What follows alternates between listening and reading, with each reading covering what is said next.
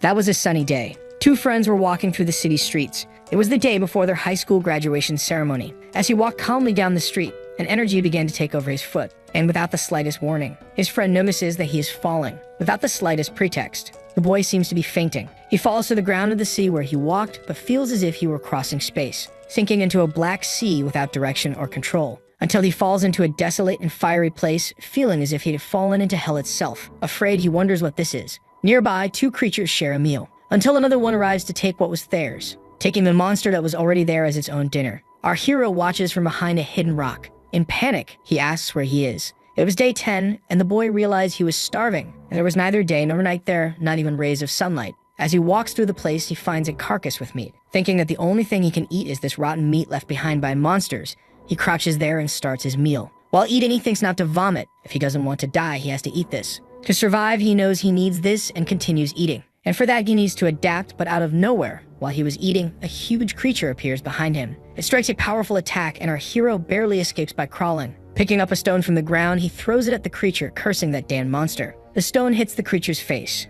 and he thinks that to survive, as he grabs a bunch of stones and starts throwing them at the monster, which retreats. Then he realizes he will need to fight while crying and realizing he misses his mother. During day 39, something hit a monster square in the face. Our hero hit the creature without mercy. With that weapon full of battle marks, he curses the monster. Furious, he thinks he will kill them all, and that he needs to let go of this whole being human thing. Sometime later, on day 51, in a shelter made of the bones of a huge creature. He eats meat now roasted, thinking he has to do this to survive. He thinks this disgusting meat is like a luxury to him, as he eats it while tending his fire. A terminal appears saying he has reached level 3, which leaves the boy somewhat confused. While eating, he wonders if he has finally gone mad. Looking closely at it, he thinks, or maybe. And with his deco, he clicks on the confirmation. After 24 years, his current level was 24, and he was casually punching a creature's head. Apparently, it was too strong and left a hole there. He thinks it's now easier to knock these bugs down with just one hand and continues taking them down one by one. Our hero made a sword from a stone he took from a dragon knight and seems quite excited about that weapon. After 51 years, he tore off the head of a son of some kind of divine being, and sitting there,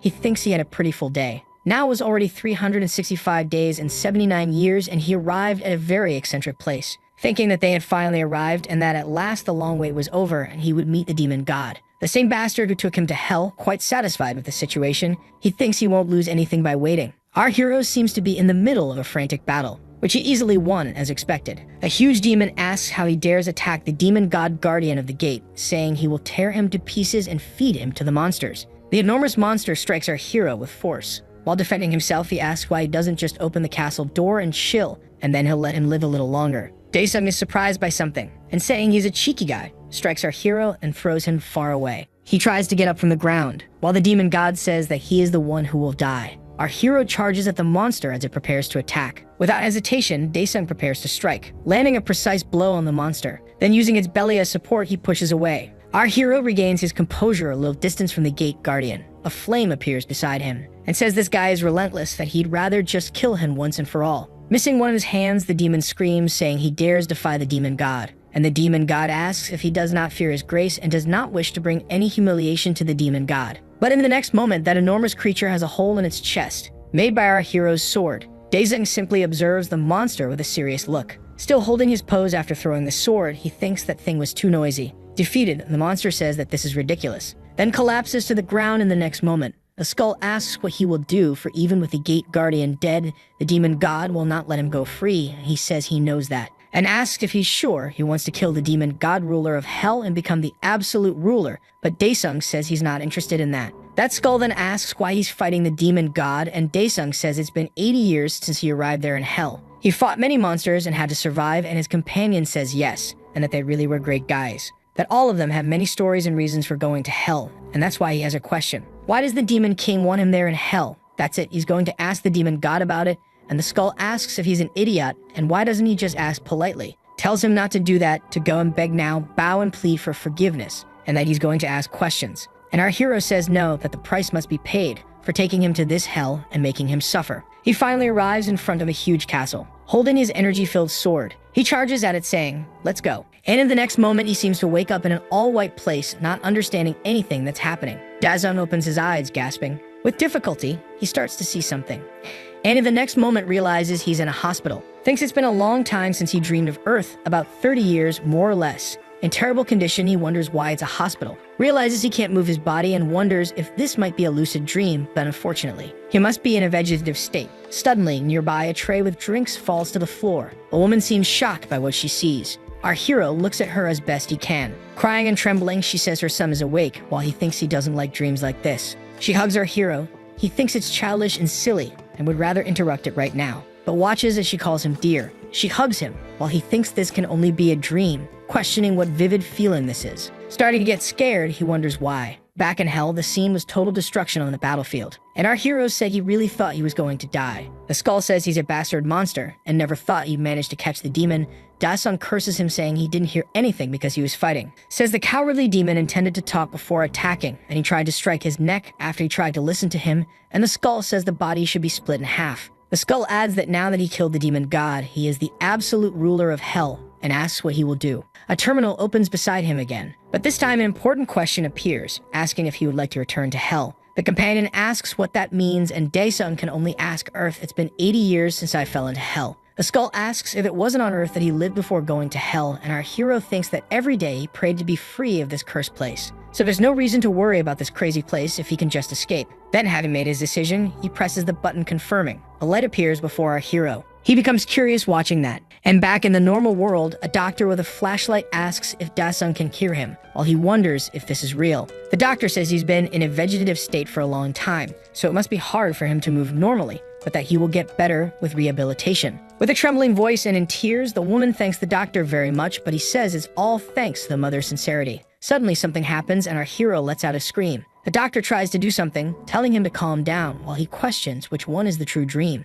If the dream was that moment when he found the message, or if it is now. Those young people ask his mother if he turned into a monster, and that they must report it. The doctor calls his name, while in fury, he tells the man not to come near him, and he bites his hand hard. That doctor screams in pain. Dae-sung asks if it's a curse or paralyzing poison, and asks what they did to his body. The doctor screams in pain looking at his hand, and suddenly our hero is able to move. He falls to the floor screaming and asking how he managed to live until now. His mother screams his name, while he thinks it doesn't make sense. He says it's 80 years of fighting and asks if they believe he will die peacefully now, that he prayed and prayed while dying on the frozen ground of hell. Then he screams saying he will never die, thinking to let him return. Two nurses enter the room, a bit scared. The men try to help him while he screams, telling them to let go before he kills them all, but doesn't believe he's awake with such a horrible body. Suddenly something catches our hero's attention, something that apparently scares him. He looks at the window, and outside in the sky something very strange is happening. Being put back into the bed, he thinks that this is. A bunch of lightning bolts come out of that thing above the city,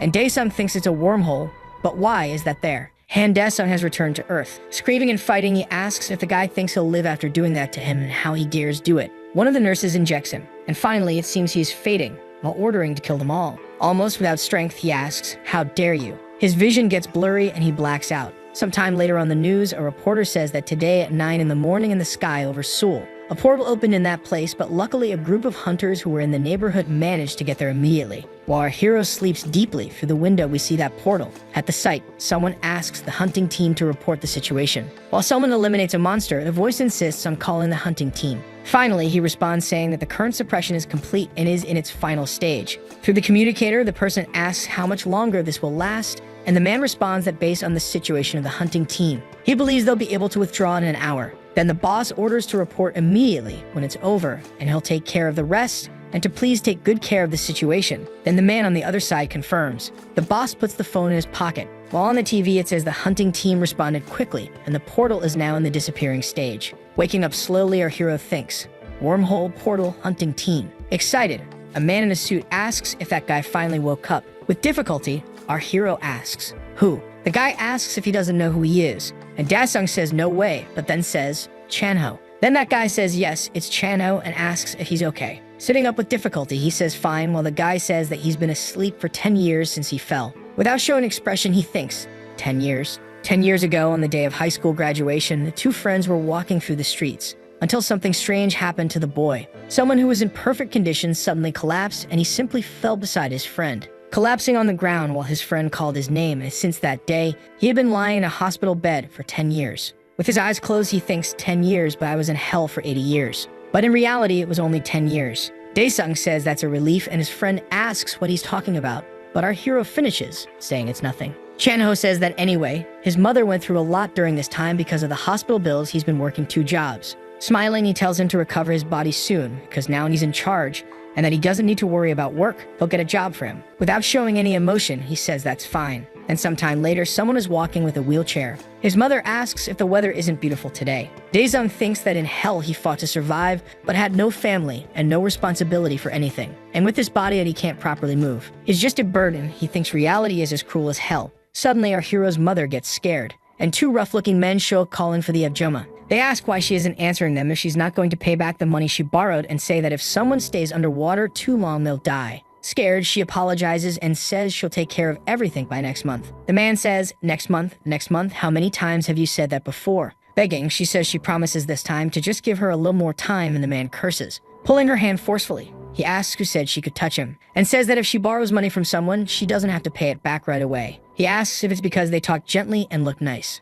She says not to do that in front of her son, and that she really will pay them next month, so please go away. The man mocks, saying she's crying and getting embarrassed in front of her son. He adds that she needs to be beaten to obey, punching her in the face. Our hero gets furious right there, and full of rage, he calls them insects. One of the men asks what he said, and the other replies that he called them insects. Daesung continues and says they're bastards worse than insects. His mother, scared, tells him to stop, that he can't say things like that. The man grabs him by the shirt and says, that's it, keep making a mess. Crying, she begs him to hurry and apologize. She says he doesn't know anything, he's just a patient, to please let him go. That man says he doesn't care what he knows or not because all the money went to that bastard. Daesung then asks what he's going to do, calling them again bastards worse than insects. The man asks if his brain is awake and says his sense of reality is messed up. With a wicked look, he asks who the insect is here. The worm who can't keep his mouth shut. Daesung gets sent bouncing across the floor. The guy adds that it's better to crush an insect. Our hero tries to defend himself as best he can. Kicking him, the guy tells him to say that again. Cursing the men, Daesung thinks that if only he had his normal body back. The woman, crying, pleads with her son and tells the men to stop. Enjoying the moment, the guy says he told him to say that again. Daesung thinks they're a bunch of brats, that if they were in hell, these guys would be torn to pieces. Suddenly, a terminal appears in front of him, saying that the initial mission has arrived, asking if he would like to accept it. If he refuses, he will receive no reward. Our hero is surprised by that and thinks, arrival mission. Being beaten on the ground, he struggles to press the button. Just needs a little more. A terminal is open, but he has doubts it helped him endure 80 years in hell, because he was the only one. Lying on the floor, he sees the man who is hitting him. Wondering what's happening, he starts to get up. He realizes that everyone is frozen, as if time has stopped. He thinks that may have happened because he accepted the mission. On the terminal, it says it's the mission to recover the body, that he must reach the designated location within a maximum of 1 hour, receiving a restorative elixir and jade body. He wonders what this elixir is and also the jade body, if he would return to his original body. Looking ahead, he sees a red arrow full of energy. As he crawls, it spins with force. He thinks that instead of anything else, he must go there, and that he can return to normal, but he needs to crawl. Suffering and groaning, he follows his path. He curses his feet, and says that to think the one who conquered hell would be whining like this. He realizes that it won't be easy to reach the location in the given time, and this isn't something he can endure by willpower alone. You must have a cold heart because the system doesn't give him impossible missions. And the same goes for this mission, which tells him to go to the designated place. So determined, he commands himself to move. There's no saying he just has to walk there. He just needs to get there somehow. Suffering on the ground, he looks at the terminal and says this is so stupid that he can't believe he didn't realize it. With effort, he grabs onto the wheelchair, while time is down to just 5 minutes. Using immense strength, he begins to climb the thing. Trembling and straining, he doesn't give up. He thinks he has to endure and throws himself onto the chair with only 35 seconds left. Now in position, he realizes there's still time, but the clock shows 15 seconds. Then in the best way he can, he advances toward his objective, with only 9 seconds left. Totally focused, he continues the route, 6 seconds. Daesung gives it his all, but there are only 2 seconds now. And in the next moment, he crosses that red arrow, shattering it, when the time showed only 1 second remaining. Panting, breathless, he sees the elixir appear in front of him. And on the terminal, it says that the elixir will recover a small amount of the current status of the absolute ruler. Without any hesitation, he drinks the elixir. And in the next moment, he feels something different. He realizes the pain is gone, and that it's also giving strength to his body. He wonders if this is the elixir's effect. Time seems to return to normal, and that cowardly man looks for the boy. He looks around, asking where he is. Security guards appear, drawing attention, asking what they're doing there. As the men are approached, a Jumma runs to her son. That confused man wonders when he ended up over there. His companion tells them to get out while he swears. They walk away grudgingly, looking back at the mother and son. Daesung watches the men walk away, Sometime later, it was already night at that hospital. He wonders how that terminal window appeared out of nowhere at that moment. Lying in bed, he thinks he tried to summon that terminal several times, although he gave up after getting no response. Our hero remains lying down, reflecting on it, and says, "Terminal window mission Dan." He knows he needs his body back to normal as quickly as possible before the gangsters return again, and for that, he needs a mission. The Pantheon awaits its absolute ruler. Our hero realizes something is happening and wonders what it is. Floating in an unknown space, he wonders where he is, if this is a dream. His feet begin to reach the ground, and on the terminal it says that he descends from a divine pantheon, and that this diary of the absolute ruler will be used to create the avatar, completing and accelerating his implementation. Daesung repeats, complete the implementation, and that anyway, this feels like a dream, and asks if all he has to do is follow its commands, right? Smiling, he says then they will begin. On the terminal, it shows the second mission, which is to destroy a specific target, and the reward will be a chip with the memory of the absolute ruler. A bizarre creature appears there. Then taking a deep breath, he focuses, and with his eyes glowing, he moves into attack, landing a powerful punch on the creature. Right after that, he receives the third quest, which shows that the recovery of his body is in progress. He must run 10 kilometers to complete it. Daesung starts running, pushing himself as much as he can, and little by little, his performance improves. Sometime later, he receives a mission. Now it's already number 5. He needs to do 1,000 push-ups, and he'll receive another tonic with nutrients. Without thinking twice, he starts the mission. As he does it, the process becomes easier. On the terminal, it shows that the implementation rate is at 55%. Indignant, he says he's been doing this for 10 days and it's still at 55%, and that on top of that, the reward is always a nutritional tonic. He adds that he's tired of this and wants a proper mission. The terminal starts emitting a different sound and gives him mission 10. Practice like real life, he must defeat a target, and the reward is also a tonic for the absolute ruler. Daesung asks if the target is a screaming demon. A bunch of lightning bolts appear at that location, until a massive energy beam descends and hits the ground, and a demonic creature begins to emerge from within that portal, while the boy asks if that's also part of it. He remembers that he almost died to him in hell, and it's great to see him here. A huge creature appears before our hero. It already shows up roaring furiously. That enormous creature lunges at our hero and strikes an attack against him. Daesung defends himself as best he can and thinks that if he keeps taking hits like this, his bones will turn to dust.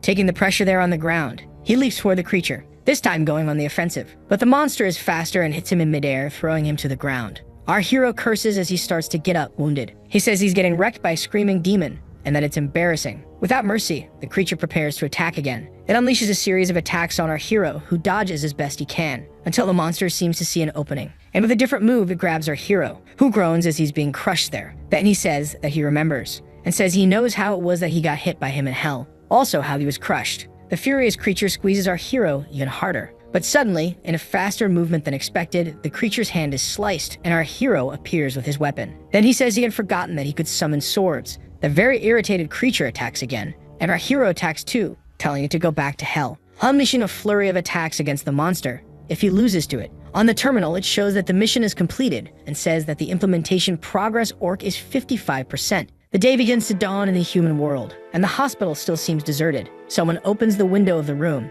and the light begins to shine into Ajuma's eyes. She gets up, rubbing her eyes, and asks who it is. Someone is standing in the room. Then, startled by what she sees, she asks if it's Dasun, and our hero appears against the light with his body in much better condition. Smiling gently, he says, "Mother." A little later at that hospital, a doctor seems to be examining our hero, doing some physical therapy exercises with him while the doctor and his mother observe. She asks if that's even possible and says she's sure that in the last test, they said it would take more than 6 months for him to be rehabilitated. She questions how he can move normally in just 15 days. But the doctor says that for now he has nothing to say, that the patient's medical condition is inexplicable. Ajoma asks the doctor if there's any chance that her Dasun, that Dasun could be. Confused, she asks, "That's it, isn't it?" The man says it's different from the usual symptoms, as she doesn't need to worry about that part. More relieved, she thanks God. Irritated, our hero tells the man to stop doing that, and the guy awkwardly apologizes, saying he's just really surprised by his improbable recovery. Ajoma says this is a relief. Daesung thinks he feels much more comfortable now. He doesn't feel any problem walking or moving his limbs. But even so, he still needs to return to his original body quickly. Arriving at the reception, he calls for his mother and sees her thanking the nurse, and the woman flattered asks what she did. She says it's nothing compared to what a mother did during all those 10 years, and that she went through a lot. The mother says it's really like a miracle. Looking at that scene, our hero thinks he can't imagine how hard it must have been for his mother to endure all of that for so many years.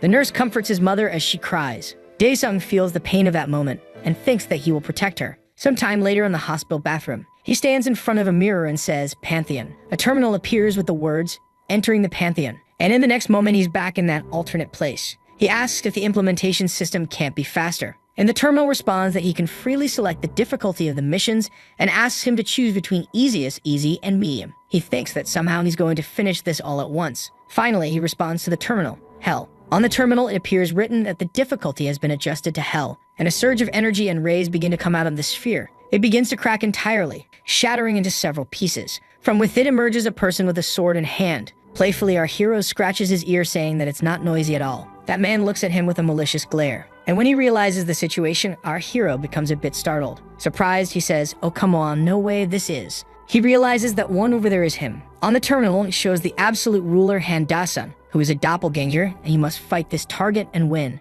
Daesung appears to be in another dimension with his opponent. The boy explains that he received something because of the absolute ruler of Hell. The copy with his greatsword charges at the enemy. Our hero seems surprised by something and defends an attack from the other. Now with red eyes, the young man attacks from above downward. Another defense is made by the original Han. The copy pulls back, raising sparks that force Haesung to shield his face. He shows that he has become angry. The enemy charges again, giving no time for the other to strike back. It's another overhead attack, and the young man has already prepared his defensive stance. Another blow is, in fact, defended. Our boy notices that something there is a farce. The other seems quite excited about the fight. In the next moment, a series of strikes occur, and the original has to scramble to defend them all. However, one of the blows lands, leaving him wounded. Thoughtful, Han feels frustrated for not being able to handle the other's power and speed, and realizes that the longer the fight lasts, the more disadvantageous it becomes. The opponent seems ready to strike with his hand. It looks like he's going to land the hit. With an open palm, the copy makes a strong attack. In the spot where the attack hit, there's a lot of smoke and the original is crouched there.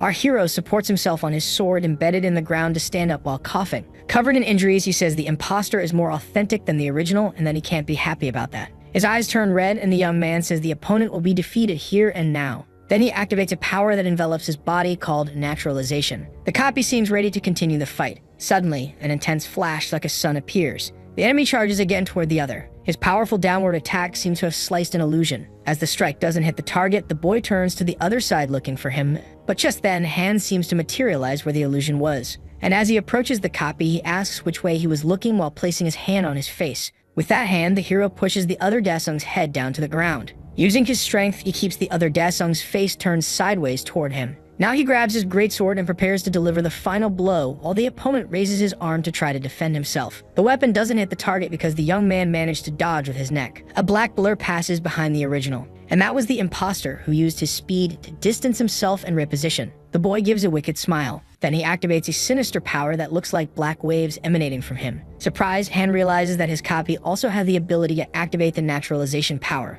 With both hands on the greatsword, the young man charges. The two exchange attacks and the battle remains at a stalemate. Irritated, Daesung tells the other to stop being such a pain, and the blows between the two continue. Suddenly, something happens to our hero and he looks upward. The copy manages to strike Han in the back. Our boy, angry, can't believe the opponent hit him. The other Daesung pulls the sword upward while still on his back and in doing so, opens a massive wound. The boy starts to sweat cold. In the next moment, he is back in the hospital bathroom and seems exhausted and shaking. It seems a lot of time has passed because someone is knocking on the door. Han is struggling to do anything and can't even make a sound. A janitor, likely wanting to clean, is on the other side of the door and asks why it's locked. While reaching into one of her pockets, the woman mutters to herself that this doesn't make sense. She grabs a key that opens that bathroom and is about to fit it into the handle. The key is inserted and now she will unlock the door. Back to the battle. Daesung thinks he can't do something like that while kneeling and holding his injury. Our hero is very badly hurt and knows that if he loses, all his effort up until now will have been in vain. Pressing on his shoulder to stop the bleeding, he thinks to himself that he needs a way to defeat the other, or rather, himself in hell.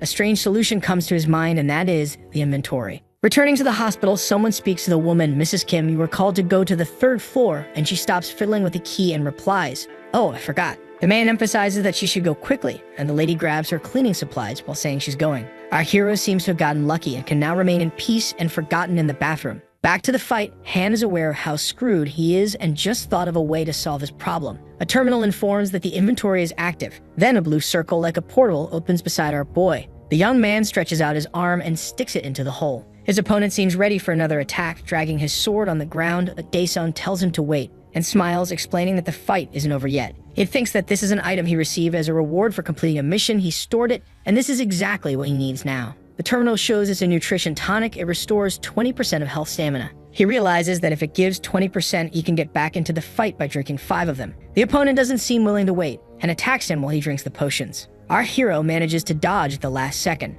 and counterattacks with a punch to the monster's face. He is thrown back by the impact. Looking at his wrist, he thinks now he's ready. He reaches into the inventory again, thinking he doesn't want to waste time, so he'll get to 100% right away, grabbing a bunch of vials at once. While he's drinking, the opponent tries to kick him, but he manages to dodge even while drinking that stuff. He thinks that's the 3rd bottle now. And again, the creature appears in front of him, attacking. But this time, our hero is forced to use his weapon and defend against the attacks. Irritated by this, he thinks 4 or 5. He resumes trading blows with the creature, thinking he has recovered, but that it's still too much. Suddenly, the opponent makes a different move and grabs our hero by the neck. He holds Dasung like that, smiling with a wicked look. He delivers a fatal attack against our hero, who calls upon his inventory at that moment, and suddenly the sword goes into the opponent's belly. He doesn't understand what's happening. Then, looking down, he sees the sword entering through the inventory. While our hero defended himself using his inventory, he landed a fatal blow on his enemy. He finally falls to his knees on the ground. Dasung calls the inventory again while saying he's glad the move worked. Says that finally the damn mission is over, and the terminal shows that his body returned to its original state, and the jade body is at 100. And also that the body was fully restored, and now he can use the hell system even in this world. Something starts happening around Dasung. He wonders what it is and is happy to have his strength back. But he's covered in scars, and that reminds him of the hard work he had in hell. He finally orders the system to let him out. The terminal shows that he has unread messages and asks if he'd like to view them. Daesung tells the terminal, unread messages, and then clicks yes there. It shows that Hell welcomes the new monarch, and Dasung, but the absolute ruler has returned to Earth. And taking advantage of the vacuum the monarch left, the Celestials sealed this place with the Stone of Earth. The demons captured by the Celestial Pantheon are anxiously awaiting salvation from their absolute ruler. He's surprised they're seeing this information and asks if it's asking for help. Smiling, he tells them that he fought for 80 years to survive those guys, and because he became the monarch. Then he makes an offensive hand gesture and tells them all to screw themselves, that bastard can go to hell. Shouting, he orders the system to let him out of there. Elsewhere, thousands of demons observe a sphere of energy in the middle of everything. Sometime later at the hospital, our hero is exercising, counting 50. He does a light push-up in his room. It seems he is not recovering his power. Suddenly, the door opens and the doctor and the boy's mother appear. They stand there in shock at the boy. The doctor says it looks like her son is an awakened one, and Ajuma says that last time he was different from the other awakened ones. He explains that at the time there were no signs, so he thought he wasn't, but there's no other way to explain this than that he awakened. Ajuma wonders how this could have happened to her Dasung. The doctor says that's all he can do for her, but otherwise suggests she should visit the association, so she thanks him for everything he's done. Our hero notices them at the door, later, already in the city. In the car, our hero thinks about awakening and the association. He thinks he pretended not to notice because he was focused on the mission, but he realized that his mother is hiding something. He wonders what the hell happened on Earth during the 10 years he was asleep, while observing parts of the city that are in ruins, in a more distant residential area. She tells him to go ahead and wait, that she'll be back through the door next to them, and our hero agrees. Inside, someone is taking money from a drawer. Daesung enters and sees a girl crouched there. Looking seriously at her, he asks, who? And the girl, caught by surprise, just stares at him speechless. His mother suddenly appears and says that he needs to eat, and asks what she wants to eat. She asks Jisoo where she's been, says she didn't answer the phone, and that she has no idea how worried her mother was. Our hero is surprised, thinking about that name. He notices the empty drawer behind her, and in disbelief, Ajuma asks if she did it again. The girl hides her hands in her pockets, trying to cover it up, and without looking to the sides, he walks away. Daesung thinks that it doesn't matter how many years they were apart, remembering her calling him Big Brother, and wonders how he could not recognize his only younger sister. She says he seems to be in good condition, and that every day was hell for them. As she just walks past him, our hero stays there reflecting. Ajuma asks the girl where she's going again. Suddenly from the front gate, someone yells, telling their mother to open that door. Our hero looks seriously in that direction while the mother gets scared, and they say if she doesn't open in 3 seconds, they'll come in anyway. While kicking the door, they shouted to open it. Daesung just observes everything from inside. Meanwhile, in that quiet residential neighborhood, the 2 rough-looking men kick the gate of our hero's house, yelling for those bastards to open up. They shout, asking if she thought they wouldn't find her for leaving without saying a word, and Ajuma, desperate, begs her daughter to come to her. Still kicking, the man says he knows she's inside and orders her to open up. The guy asks if this is the house and says that bitch thinks she can hide again, and the other asks if they should break down the door. But suddenly Jisoo walks out of the house. Looking seriously at the men, she says they're making a hell of a racket. She turns and keeps walking, leaving the men confused. The older guy asks who she is, and the other man says she's like the daughter of the family. With the door open, they enter asking if she's home. That guy seems pleased with what he sees. She apologizes and says she couldn't contact them because her son was discharged from the hospital today. She says what she has with her right now is this, just this. Then suddenly her wallet flies into the air, scattering money everywhere. Daesung yells for his mother, while the man curses at her, asking if she thinks they came all the way there for such a small amount of money as he hits her and throws her to the ground. She falls to the floor a bit dazed. Our hero gets furious seeing that. Meanwhile, another man approaches and is surprised to see his companion thrown at his feet. Kneeling down, he asks the guy what's wrong with him, and the guy, all beaten up, just points forward, while the other looks at our hero saying, "What, who?" Daesung says he wanted to see those two, and they came to his house, leaving the man confused. Angrily, he asks if he's that bastard who couldn't even walk, and adds that he's not worth his mother's money. Heading toward the man, and he asks if the guy knows how he survived in hell. And while he was saying that's nonsense, our hero grabs him by the face, then explains that every time he receives something, he always paid it back. Punching the man in the face, he says, 10 times more, hundreds of times. Beating him without stopping, he says, definitely. The guy falls to the ground, and our hero says, come on, we still have a long road ahead. But he is already lying on the ground, badly injured. Seeing a wooden box, the man seems to get an idea. He grabs the chair, while calling him a fool. Charging at our hero, he asks if the other has lost his mind. Without hesitation, Daesung punches the man through the chair, throwing him against the gate. Then the other man pulls out a knife from his waist.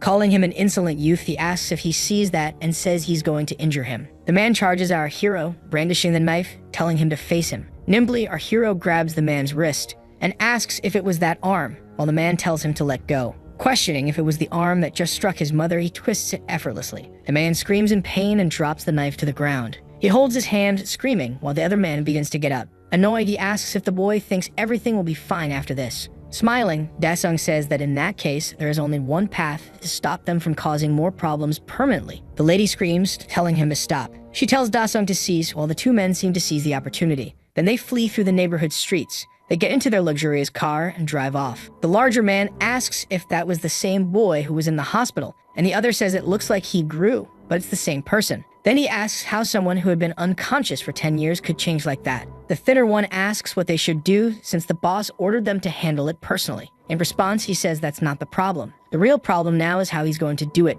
Seeing a girl walking nearby, he tells him to stop the car. The lady explains that he had a collapse, and they went to several hospitals because no one knew what he had. She sold the house and the store for that. She says she hoped he would wake up soon, but ended up losing the entire rental deposit and also took out loans from financial institutions. She explains that it was not easy to pay, not the principal, just the interest. Daesung asks if Jinsu is still a student and also what happened to her. The lady says she dropped out 2 years ago. Last year, she got injured while working in a restaurant, saying she wanted to help. She says her sister suffered a lot working at a gas station during the day and at a convenience store at night. Tense, he says she should have stopped her and that she should go back to school. The lady says she tried, but her daughter needed to survive to help him. But she made no progress. Something happened a few months ago and now she just wanders around. Suffering from that, he asks why she didn't just abandon him. And the lady tells him not to say that because they are family. He stands there, reflecting on that, until a phone rings. His mother bends down to pick up the device. She says it's them, and the boy asks for the phone. Daesung asks what, there's still work to do? Not believing what he's hearing, he says, what? And furiously calls the men cowards. The gangster's car drives through the city streets. The man says they messed with the wrong person and should have been more careful. He tells him to get 100 million today and wait for contact, because he believes with the boy's abilities, he can get that amount in a day. He says not to try anything if he wants his sister back safely. Daesung grips the phone angrily. His mother, tense, asks what is happening. Our hero says he's going out but will be back home soon. She tells him to wait. She says it's dangerous, and if he hurts someone and ends up in jail. She adds that she wouldn't be able to bear it. He then thinks he can't solve this by eliminating them because this isn't hell. Suddenly, the terminal appears in front of him, and he stands there as his mother watches, not understanding anything. She calls for her son, a little confused. Then he says she doesn't need to worry. Smiling, he says nothing's going to happen. It shows that this is an adaptation of The Returned, and as a bonus, he will receive a basic ability. Daesung says if he's going to be given something like that, then please make it quick while he clicks on the terminal. Then the terminal shows some abilities like poison, stealth, hellfire, and summoning shadow specters.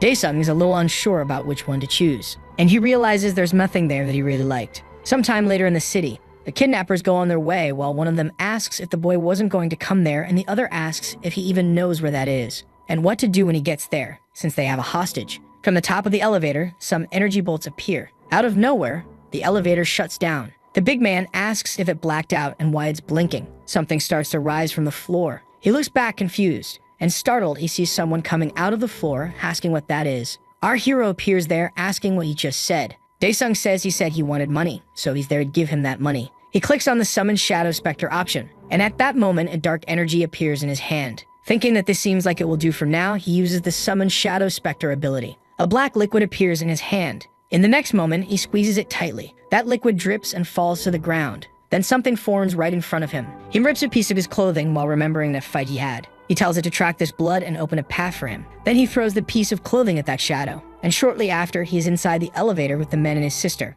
One of the kidnappers, irritated, starts an attack. But our hero just dodges the blow, grabbing his face right after, and slamming him to the ground, defeating the guy. That big guy calls him a bastard, asking if he's an awakened. His sister stays there listening, surprised. Daesung asks the man what an awakened is. As the elevator door opens, that guy tells him not to talk nonsense, calling him a bastard again. Yelling, he orders the guys to give the guest a beating, saying the bastard is an awakened one to go all in. Then out of nowhere, Daesung strikes the man from behind, throwing him to the ground, defeated. One of the guys tells them to hold that bastard, and then all the men start advancing on our hero. Daesung comes forward imposingly toward them, causing all the lights in the place to flicker and shoot out sparks. The first one tells him to die and lands a direct hit. But suddenly, our hero transforms into a liquid in front of him, appearing further ahead, already among the men. With a backward kick, he counterattacks the guy, while another calls him a son of a bitch and tells him to die. Daesung easily dodges the attack, returning a massive punch to the man's face. Moving very fast, he advances among the men, attacking each of them. The lights seem to be interfered with by his power.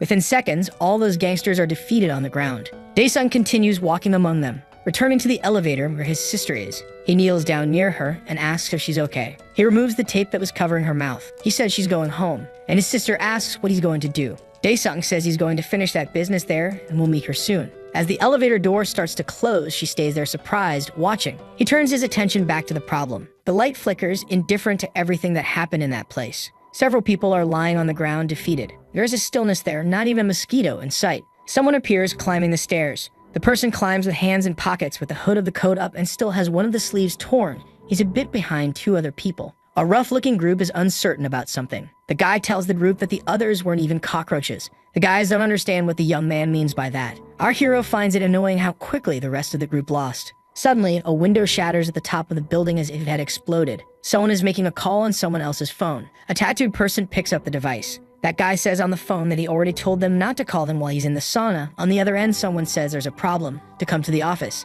Yelling, the man asks if by chance he's a dog and how the person dares to give him orders. But they say it's urgent and please come because there's a monster there. The guy stays there holding his phone tightly, very tense, and ends up crushing his device. Getting up, he finishes destroying the entire phone. Back at the building, there's a broken window there, and a few guys properly wrecked on the ground. In a nearby room with the door slightly open, our hero approaches another one of the bad guys. The trembling man tells him not to come any closer, but he seems to ignore the request. That guy is terrified of the boy. Daesung just stares at the man coldly. Suddenly, an entire wall is smashed apart, and that catches our hero's attention. That huge man comes running toward him using some kind of attack. Very quickly, he reaches Daesung and grabs his face, and with great force, slams our boy to the ground. With a grim face, he says he made a big mess in there. He thinks neither his mom nor Jinsu were surprised when he used his power. Holding our hero's head to the floor, that brute asks where all his friends are. Daesung realizes they already knew these things existed, and that he didn't ask anything because he was focused on recovering. When he grabs the brute's arm, several shadows follow. The man notices and becomes frightened. He escapes from Daesung's hands, leaving only a piece of his suit. Even as he backs away, the shadows advance toward him,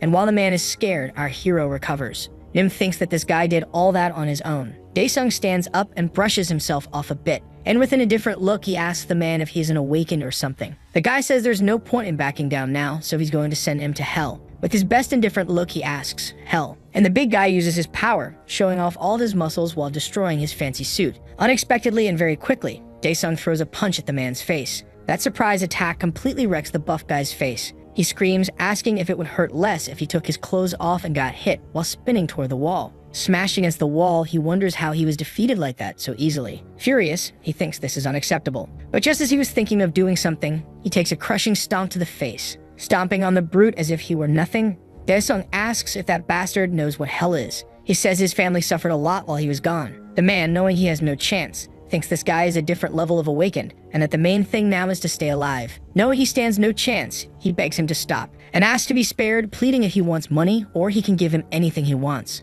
With that cold stare, our hero asks, money, where is the money? Pointing, he says it's in the locker just ahead of the safe. Dae-sung looks over and sees a locker there. He asks the man if he's serious, if he's giving it up. He hopes he won't go back on his word. Our hero walks over there. As he goes for the money, the big guy takes the opportunity to escape. Dae-sung just watches the man leave and tells the guy that he'll die if he doesn't get lost fast. The guy screams an apology. In the parking lot of the place, someone gets in a car. Nim, all messed up, says the kid is a bastard and that it doesn't matter if he's just a kid, he's going to kill him. Then out of nowhere, our hero appears right next to the man's ear, saying he forgot one thing, the password. The guy stutters, almost crapping himself in fear. Dae-sung says how important that it is, and that the important thing is that he can visit the guy wherever he goes from now on. Then he speeds off in the car, screaming. On the rooftop of the place, a portal opens from which a bunch of money falls to the ground. Seeing all that cash appear, he thinks it's a total of 532 million won. Then wonders how long he could live with that, how many apartments he could buy in Seoul. In a regular busy store in the city,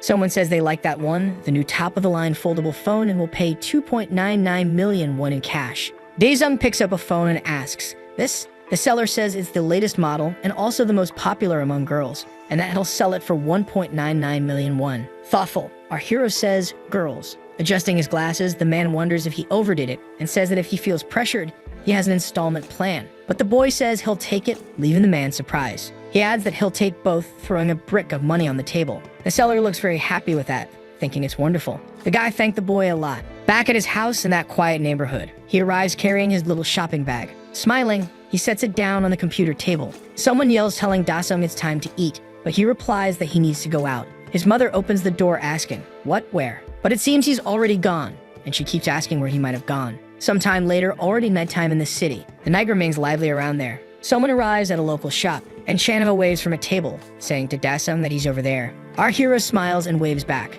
Surprised, the guy thinks he looks like a different person than the one who is in the hospital.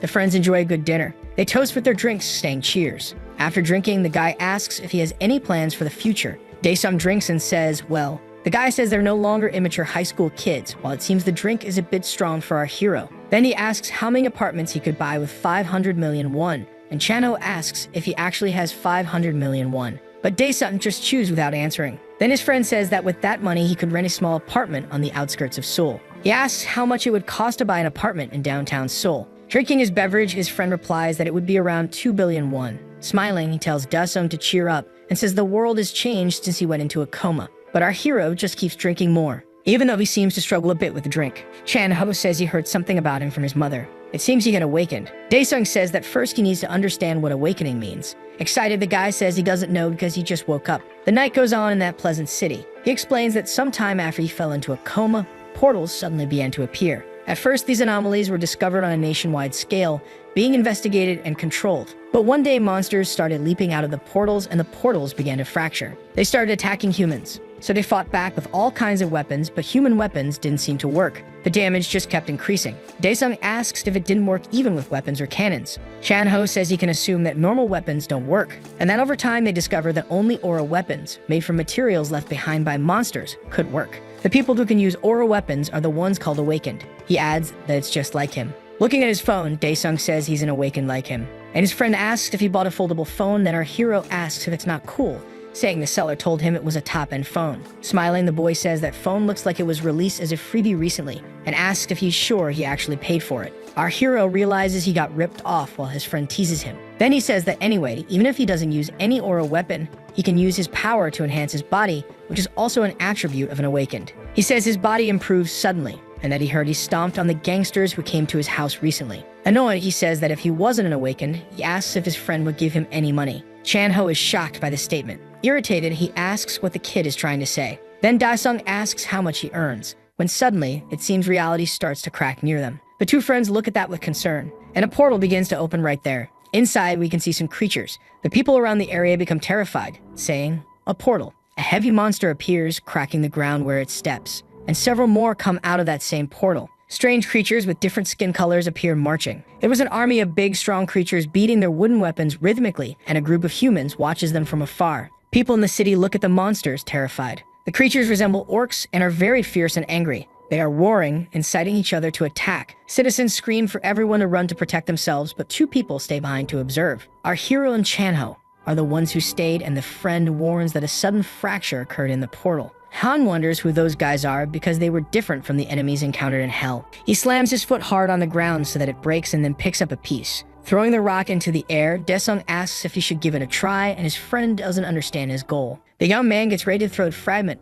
and hurls it with all his strength like it's an Olympic discus throw. Even though it's a small piece, that object shatters into 1,000 fragments easily on the creature's arm. Thoughtful, Han is interested in knowing what kind of creature that is. At the spot where the stone hit, it became clear that it's not that their skin is hard, but rather that they use a protective field. The creature watches with great anger something beside it. Desperate, Chanho says that guns and cannons don't work against the enemies. One creature begins a charge, separated from the others. Raising its wooden weapon, it's about to strike the duo of friends. The guy in the suit already thinks it's the end for them, but he raises his arm and tucks his head in, trying to protect himself. While the young man has his eyes closed and is shielding himself, it seems someone took a hit. Chanho realizes something happened because he's still alive and unharmed. Shocked, the man sees as he looks to the side that the enemy was defeated with just one blow from his friend in hand. Unfazed by the other's panic, says that punches work. Taking in the situation, the man thinks to himself, what a senseless thing, bare-handed punches. Two more opponents join the attack against the pair of friends. Daesung approaches one of them, already prepared for another powerful punch,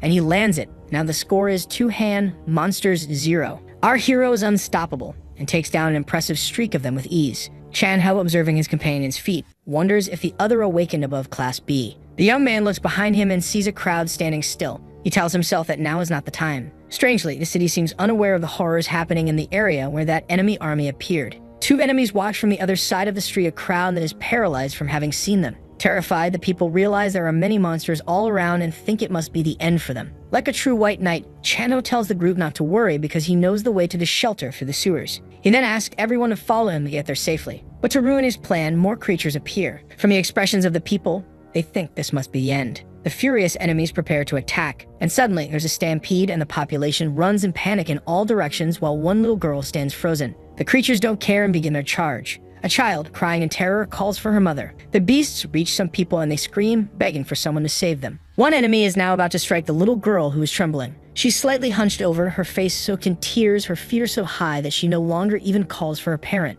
The creature brings down its hammer to strike the girl, but she's confused when it doesn't hit her, because Chanho saved her by leaping in and pulling her out of the way. In the next moment, a powerful blow hits the creature from the side, shattering its teeth. The attacker was Daesung, who defeated the beast with an incredible knee strike. Relieved, the man in the suit is happy to reunite with his friend, and he shields the little girl so she won't see everything that just happened. That enemy falls to the ground like a tree with a loud crash, and the young man lands on his feet beside it. Han tells his friend he's still in the opening and urges him to hurry up and get out of the way. Chanho smiles in gratitude for the boy having saved both of them and understands he needs to get out of there quickly, while the child keeps crying. The man in the suit shouts for the people to hurry to the sewer because there's no more time. Meanwhile, in what looks like another part of the city, cars pass by on the street. Someone is using their phone to stream live so that others can interact, and the person asks if the others are seeing what they're seeing. The citizen is showing our boy destroying some enemies on the sides of buildings. In the chat, people are amazed by Han's performance and someone asks if it's real while others are shocked he's doing everything alone. The guy who's filming explains to the audience that he came down from the building he was in after hearing they were surrounded by monsters. The boy realizes that Daesung is in a dangerous situation, and he really is because new enemies keep appearing. The worker yells while still recording that there's one monster after another. Han didn't notice and took a huge hit to the torso, a blow that sent him flying and crashing into the side of a car parked nearby. Seeing this happen, the young man imagines there's no way to survive that hit. Our hero is sitting with his back against the car and his head lowered. Once again, the chat goes wild, also wondering if the boy is alive, and someone says they won't play a tribute song just yet. For a moment that feels eternal, Daesung still hasn't started moving and everyone wonders what will happen now. Elsewhere, the manhole cover is lying beside the entrance to the sewer. Down below, a desperate woman finds a child who seems to be someone she knows. The girl runs toward her and the woman is her mother, the same one the little girl had been calling for so much while they were on the street. Chanho feels grateful for helping her get there. The child apologizes for having wandered off, and the man in the suit feels like he fulfilled his goal of finding the mother. A man asks the young guy if he's really going to return to the surface, and for a moment he doesn't know how to respond. Then the boy remembers his friend, who is still up there fighting all those evil creatures. Our hero lies there slumped on the ground leaning against the car as the monsters approach. The creature gets closer, and he doesn't react. One of them looks at him with an evil glare. That guy tells Mim it looks dangerous, and in the chat they say it's the end, that the guy did his best, and may he rest in peace. Grabbing its club, the creature prepares to strike, hitting our hero directly. The boy watching covers his eyes so he doesn't see it, while the creature's attack destroys everything in its path. The monster is surprised by what it sees, The car is all wrecked, but our hero is gone. Suddenly, behind it, Daesung appears, hitting the other monsters. Then that guy says the big bro is alive, that it's really him. No way. Daesung thanks the creature, saying that thanks to it, he managed to restore his mana to a certain point. Smiling, he says, "No pain, I will give you a painless death," and charges at it with a swift move, taking down some monsters along the way. In the chat, people ask to zoom in because the image isn't very clear, and he thinks they're bastards, asking if they want him to go to hell. Until one of the viewers offers 5 million one more. The guy is shocked by that, thinking it's 5 million, or better yet, it's 10 million, while the chat goes wild. Nervously, he thinks it doesn't matter how good the money is. How could he go over there? While facing all those monsters, our hero thinks that mana consumption is no joke. Dodging a creature's attack, he prepares to strike, landing a punch on the monster's chin. Daesung rises with his attack, taking the opponent's head up with him. Nearby, the chat keeps offering things in exchange for a good photo, and others are just enjoying the video, until one asks for more information by email and says he'll pay for it. The boy seems to be doing very well. Several notifications start popping up on his device, while he says he's not going. The message says that besides the photo deal, if he can provide detailed info about the guy, he'll get a 40 million won bonus, so get in touch. Happy as ever, he asks himself 20 million elsewhere, in a tall building. Someone watches and says that just as the leader said, first it goes up to 20 million and then to 40 million in the future. Smiling, a man says the YouTubers are coming, and another says his clan is heading to the scene, so maybe they can join him. Smiling, he says he was a scout for a long time, but never felt like this before, and that guy is really strong. Back at the combat scene, our hero stomps on the creature and looks around at the other monsters. Those creatures seem scared of him. Mocking them, Daesung says the bugs are scared, when suddenly, something hits one of their heads. It was one of the big ones coming up behind. He stares down our hero defiantly. Nearby, the boy thinks that's a lot of money to turn down and begs the guy to look over there. From behind the car, hidden, he says that this is a once-in-a-lifetime opportunity. The monster points its finger at our hero, ordering the attack. Daesung curses, realizing they're coming endlessly, and that his mana is already almost drained. Arriving next to the guy suddenly, Chanho asks what he's doing and why he hasn't evacuated yet, nearly giving the guy a heart attack. The support gear with the phone and microphone fly to the ground. He asks if the guy is crazy to be there in that situation. In the chat, people ask what's happening, what happened to the chicken guy, and tell him to rest in peace. Grabbing the man, he commands him to get inside that building quickly. Desperate, he thinks, no, my money. Looking at his gear being left behind, he curses and swears at the situation. Suddenly, the foot of a creature crushes everything. The chicken guy and Chanho watch the approaching monster in fear, and it seems like the chicken guy had a breakdown there. Desperate, Chanho pleads for the guy to snap out of it, asking what's going on. The creature, not caring at all, gets ready to attack. But luckily for them, this monster also loses its head. Something passed by and took the creature's head away. Chanho watches this completely shocked. He looks at his friend, who's on top of a pile of monster corpses. Excited by it, Daesung says, "Nice try." He asks why Chanho came back, and his friend explains that he returned because he was worried. Daesung says he has somewhere to go for the next 20 minutes and asks if he can wait, and the guy says it's fine, the clans should arrive soon. Seeing our hero's curiosity, he says they can talk about anything he wants to know when he returns. On the terminal, it says the implementation was 100% completed. Due to the massacre, the Pantheon items can now be used in the present world, and asks if he wants to enter now. Our hero confirms on the terminal. Then a portal opens in front of him, leaving his friend shocked. He thinks the guy can open portals and wonders what the hell happened to him. Daesung walks through the portal, arriving on the other side in the Pantheon again. He says he can't believe his body turned out like this because of those fries, and asks it to tell him about the state of his mana. On the terminal, it says the mana of the Absolute Ruler is implemented at less than 10%. He thinks this sucks and that it wasn't the weapon's fault, then asks it to quickly tell him how he can increase his mana. Answering his question, it tells him to please organize the diary of the Absolute Ruler. After that, time and place will be organized into a quest, with a proportional reward upon completion. Daesung asks if it means the diary he wrote in hell, and that he wrote every day to stay sane. On the terminal, it asks if he would like to organize his diary. Then he replies yes. Suddenly, a book appears before him. On the terminal, it shows that organization has begun. Energies begin to emanate from that diary. The organization process continues, while on the terminal, it shows that recording has begun. All events until now return to our hero. The diary suddenly catches fire, until finally the recording ends. Placing his hand on his head, Daesung says he feels sick, and asks if they could go back to the part about the mana. Daesung says, page 16 to the Forest of Predators. On the terminal, it shows page 16, year 575 days, the event is being recreated. He stands there in the middle of that place, engulfed in mist. Meanwhile, back in the city, Chanho and the chicken guide are going up some stairs. The guy thinks maybe this addressee is known as Hang, and that he recorded it. Then he calls the man's attention and asks if he has any idea where the hero Hang went. Chanho asks why someone said they'd pay him money for a picture of Da-sung's face. The guy says nothing, when suddenly a loud noise and they look up. Chanho says there might be survivors on the roof, so they should proceed quietly. The guy keeps climbing when his phone rings. He grabs the device to see what it is. There it shows a message from Junyang, the leader of the Seoul clan, saying that since it's the weekend, they'll be delayed in arriving and that they should evacuate the area quickly. Worry, he hopes his friend returns soon. Meanwhile, in that alternate world, Da-sung waits. On the terminal, it says the Forest of Predators has been recreated, and due to the dimensional seal, information about this place cannot be shown. Our hero realizes he is very calm. On the terminal, it shows that the mission difficulty is medium, and he needs to eliminate the celestial beings occupying the forest, with the reward being a mana increase. He stands there wondering where they are and doesn't seem to notice the huge creature emerging. The being says it has detected an unidentified intruder and will remove it.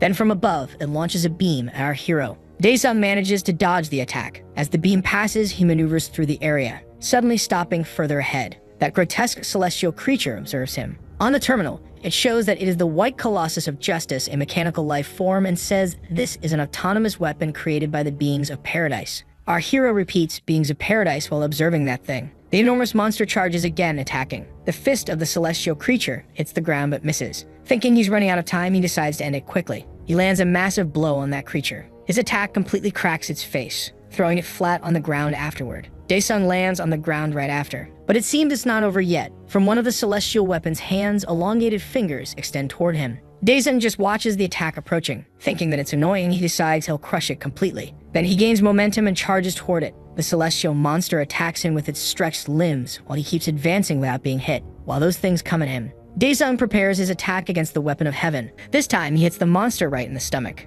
Our hero punches a hole through that thing, finally breaking it into several pieces. The Colossus collapses to the ground in a cloud of dust. Looking over his shoulder, he says, "Okay, next." A red sphere emerges from the remains of the creature, when suddenly something catches our guy's attention. Back on Earth again, Chanho and his companion reach the top of the building. They open the door and find several dead people there. The guy looks at it worriedly, while the boy behind him seems terrified. The two look at that pile of dead people on the rooftop. It seems one of them is in a dire state, but still alive. The boy asks if that person is still alive. They run to the man leaning against the ledge. Chanho crouches near him and asks if he's okay. With difficulty, the man says, "Could." The guy pays attention to him, asking what. Then he completes by saying, "behind." Chanho is shocked by the revelation of that last word. And from atop that building, a huge demon watches him as he swallows hard. The monster looks at him with an evil gaze. The attendant says he needs to move him, but Chanho says it's too late and that he must stay still until told to move. Saying yes, he asks what he saw. And when he realizes what it is, he's terrified. That huge demon continues to watch them. Chanho tells him to wake up and jump to the door when he says now that he doesn't want to be torn apart there, so he should get a grip. Still very scared, the boy comes to his senses. That huge creature roars from above and suddenly jumps down. Then the guy yells, "Now." Meanwhile, in the Forest of Predators, our hero observes that red sphere full of energy. Wondering what that is, the sphere says it's beginning its self-restoration. Dae-sung gets worried about that and questions restoration. It says the restoration is at 10% and the analysis of the intruder's attack pattern has been completed. The performance of the main body will be improved. Running very fast, Da-sung charges at the monster. Getting close to it, he prepares a big punch, and then hits the red sphere squarely. With the power of the attack, he opens a hole in it. Then he jumps over the sphere, landing directly on top of it. The terminal shows that the restoration progress is at 3%. Within a different look, he scoffs, saying the thing is annoying, and begins attacking it again. He continues non-stop using his power. On the terminal, it shows the restoration is at 40%. Dae-sung keeps punching until the object begins to crack, but the terminal still shows that the restoration is at 55%. More and more, the sphere cracks, and the restoration doesn't stop now at 65%. Several error messages appear amidst the chaos of energy beams everywhere. The restoration is at 30% while our hero keeps punching relentlessly. Angrily, he throws a punch yelling for that thing to go to hell. But suddenly, the beam of energy comes toward him, and he manages to dodge it just in time. Looking at the place it came from, he sees 3 more celestial weapons approaching. Those things look at our hero, and on the other side, there seem to be more of them. Then several beams begin to cross the air. Dae-sung skillfully dodges, jumping off the sphere. With an acrobatic leap, he avoids the energy beams. Landing on the ground, he starts to regain his composure. He curses while looking at his new enemies. On the terminal, it warns that the restoration is at 95%. Then with a burst, he charges forward again. Those divine machines begin firing their beams at him, but our hero increases his speed, leaving all of it behind without giving him a target. He charges again at the machine that's almost fully recovered, and the fury in his eyes alongside the terminal showing 98% recovery progress. Dae-sung delivers a huge blow to that thing, this time creating a massive hole in it. The celestial machines surround the area watching. Steadying himself on the ground, our hero braces after all that power. The guy thinks there's no end to this and that he needs to find another way. He realizes he should look into the recorded memories because there might really be a way to end this. He places his hand on his head,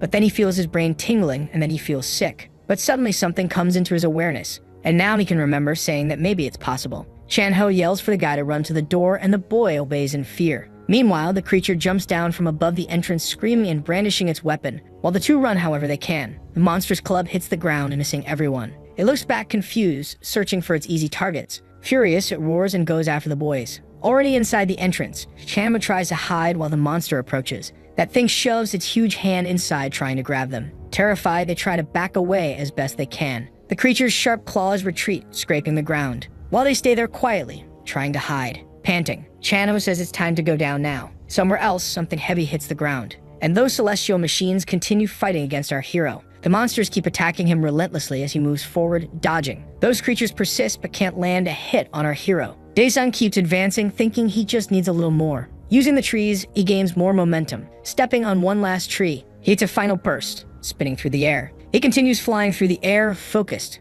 until he reaches a specific point, thinking that's the place. He keeps running in the opposite direction of the creatures, until reaching a point he stops. He begins to compose himself at the place he arrived, and from a distance, he sees those celestial creatures approaching. The heavy monster breaks the ground as it walks, and they form an arc around our hero. One of them says it is at a safe distance from the target and will begin the attack. Mocking them, our hero says they took a bit too long, calling them damn bastards. The celestial creature cracks the entire ground, and altogether they begin to emit a bunch of sounds. With an excited smile, Dae-sung says that's why this forest is called the Forest of Predators. Suddenly, something enormous bursts from the ground, breaking everything, and it falls right on top of those celestial creatures. Then our hero says it's a swamp whale, you bastards, and they eat everything they see. That they'll spend a good time in its belly because it digests everything very well. On the terminal, it appears that the absolute ruler has fulfilled all conditions, and that the ruler's physical abilities have been restored. Dae-sung stands there feeling his power return. That evaluating himself, he says his mana has definitely increased.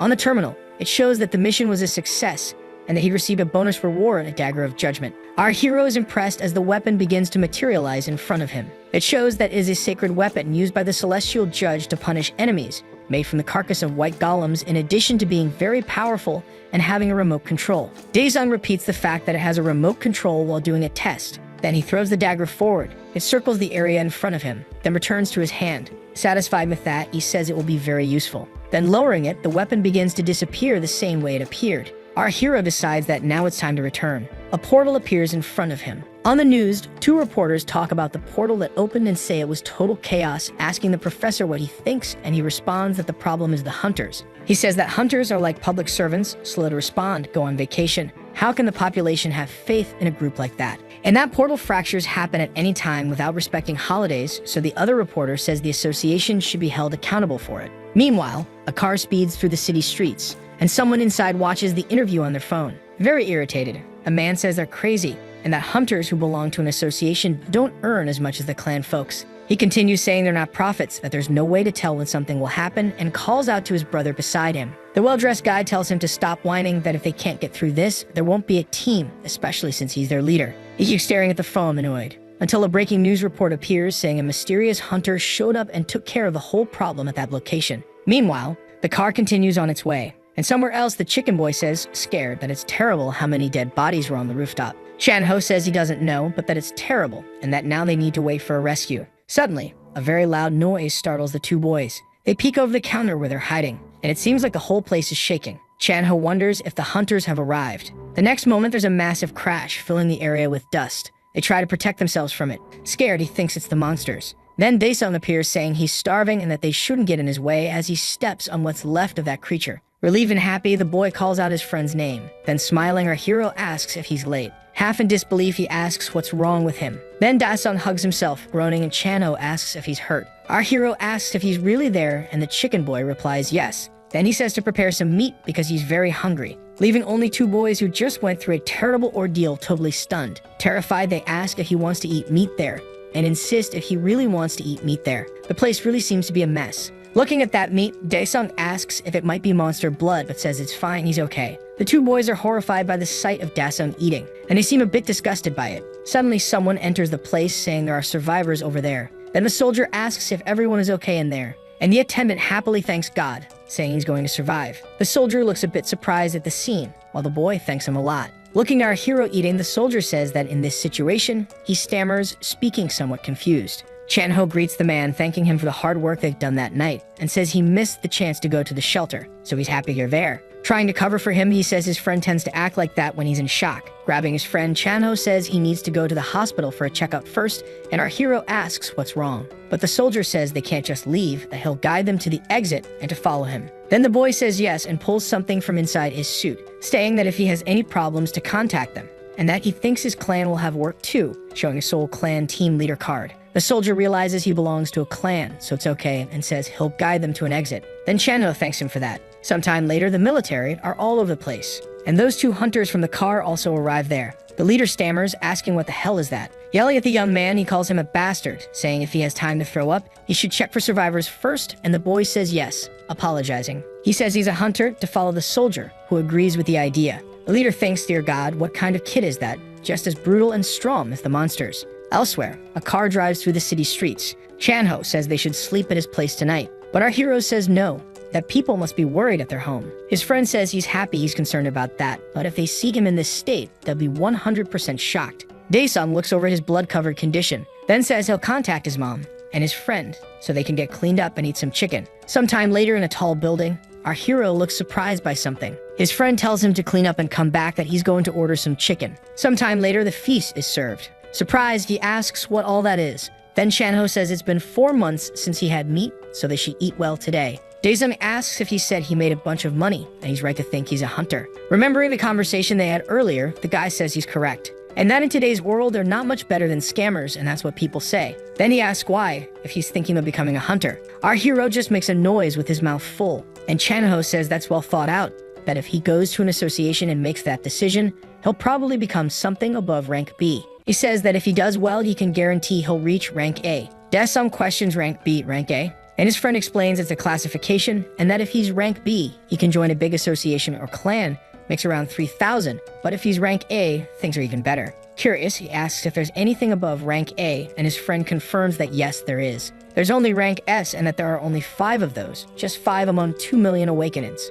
Chan-ho jokes with him, asking if he's trying to become the 6th rank S, but says he's just messing around. But he says not to expect that much, that if he manages to reach at least rank A, he should already be satisfied, and that in Korea, a rank A is something solid. He finishes asking if he's sure he wants to become a hunter, and our hero confirms, so Chan-ho says he should trust him. And raising a toast, he says he'll make him great. Daesung thinks become a hunter. Meanwhile, in another tall building, in a slightly more luxurious room, someone is eating a fancy meal, and says, so a crazy getter. He adds that the other man should listen while he eats, and that they'll try again, then he repeats. A crazy debtor asks if he's saying that his organization was destroyed by that man. The other man in the room confirms yes. Wiping his mouth, the guy says that if that's true, it's embarrassing, and that if he could barely survive, he asks why didn't he just run away? Why did he bother coming to tell them? The man tries to respond, stammering. Fearfully, he manages to answer that there's nowhere to go. That's Lee Seok, general of the Hongma clan, and he says it would be foolish for a gangster to go to the police, right? And the man, scared, stammers,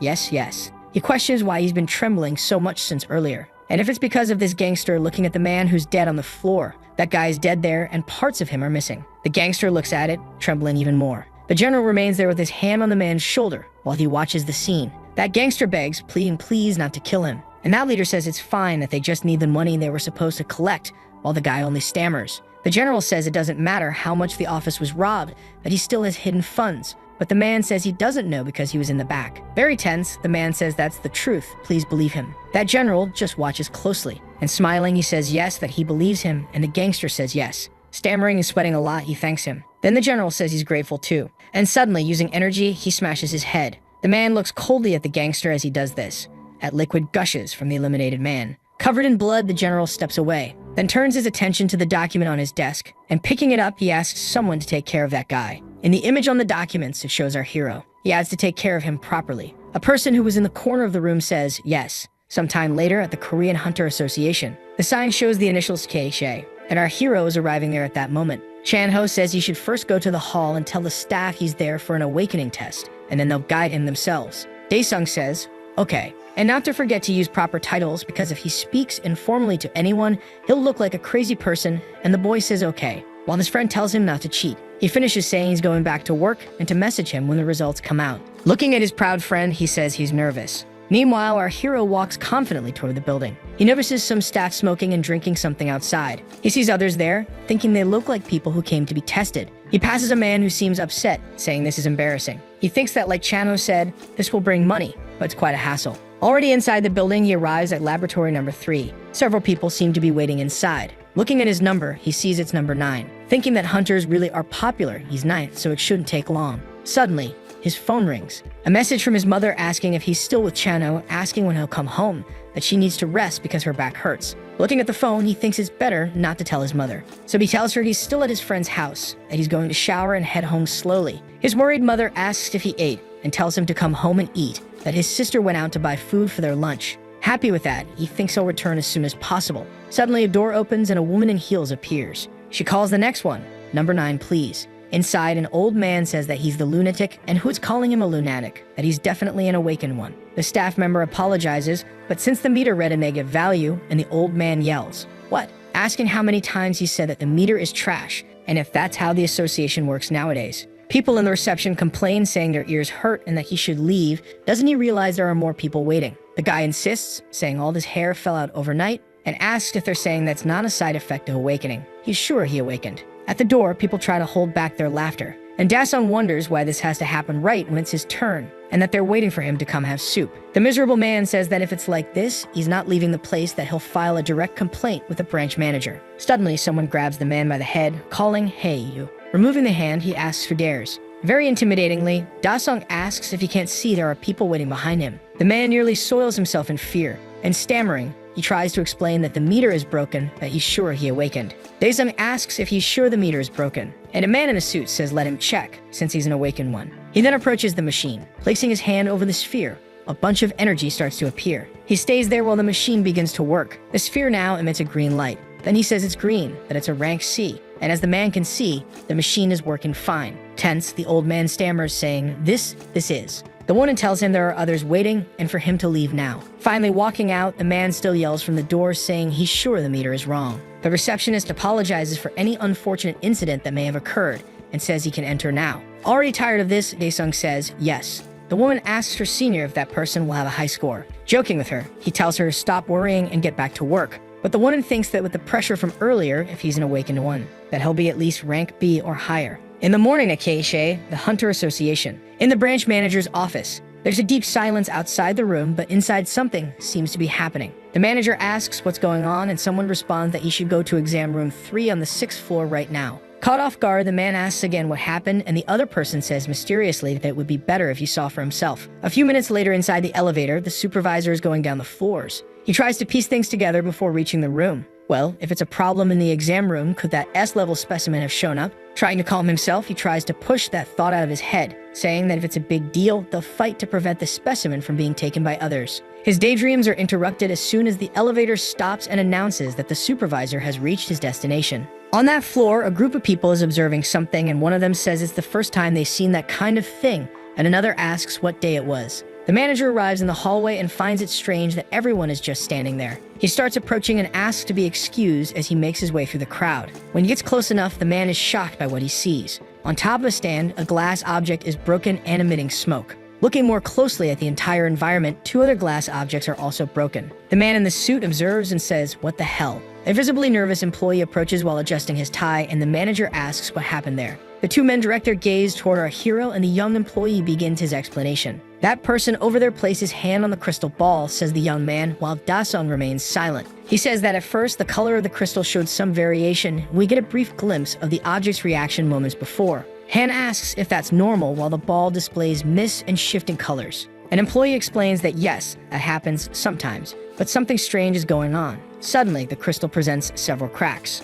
That young man gets worried, not understanding what's happening, just like our boy who has no idea either. The next moment, an explosion occurs and lots of smoke escapes through the closed door, scaring those who are outside the room. The door is quickly opened to let the smoke out. A researcher covers her face while coughing a lot, and Han is standing in front of the crystal, now shattered along with another nearby. Another employee, sitting on the floor, barely knows what to think or say about what just happened, and the hero simply observes the broken crystals. The young man calls out to our boy, asking if he's okay. Han remains silent, his face sweating. The manager asks if the meter is malfunctioning. Uncertain, the employee asks if it would make sense for all 3 crystal balls to turn out like that, and the man agrees it would be too much of a coincidence. Pensive, Han wonders if the company will demand compensation and wants to know what to do now, if he should wait for the results. The young man agrees they should wait for the information. The man expresses concern because, considering what happened, all golden crystal balls would be destroyed. Then he turns to our hero and seems like he's going to ask a question, and the other 2 wait to hear what he'll say. The manager begins to speak, choosing his words carefully. He believes they should conduct a judgment limit test, and Daesung doesn't really understand what this judgment limit idea means. Since the crystal balls can't be used for assessment, the branch will judge the young man through the license test. And the man concludes his explanation by saying that this is the system that determines the final classification. Our boy asks if that test is reliable. The young employee says that this classification is based on the clarity of certain conditions and asks him to feel at ease about that part. Han understands there's nothing he can do and confirms that he understands the situation. Making a respectful gesture to the young man, the chief asks him to take care as he leaves. Daesung exits the room and walks quietly down the hallway. The manager puts a hand to his head, saying he can't live with his name. "Mr. Manager, the crystal ball meter is responding with energy from another world," says a researcher, and the man agrees, asking why. The woman adjusts her glasses and begins to say that perhaps something isn't exactly in a specific way. The otherworldly energy that Han possesses within him is limiting the function of the crystal, and because of that, it caused them to explode. In the middle of the woman's explanation, the other employee sneezes. He quickly apologizes, but the researcher gets annoyed at being interrupted. The manager asks if what the woman meant was that our hero is an SS class, and she believes that to be the case.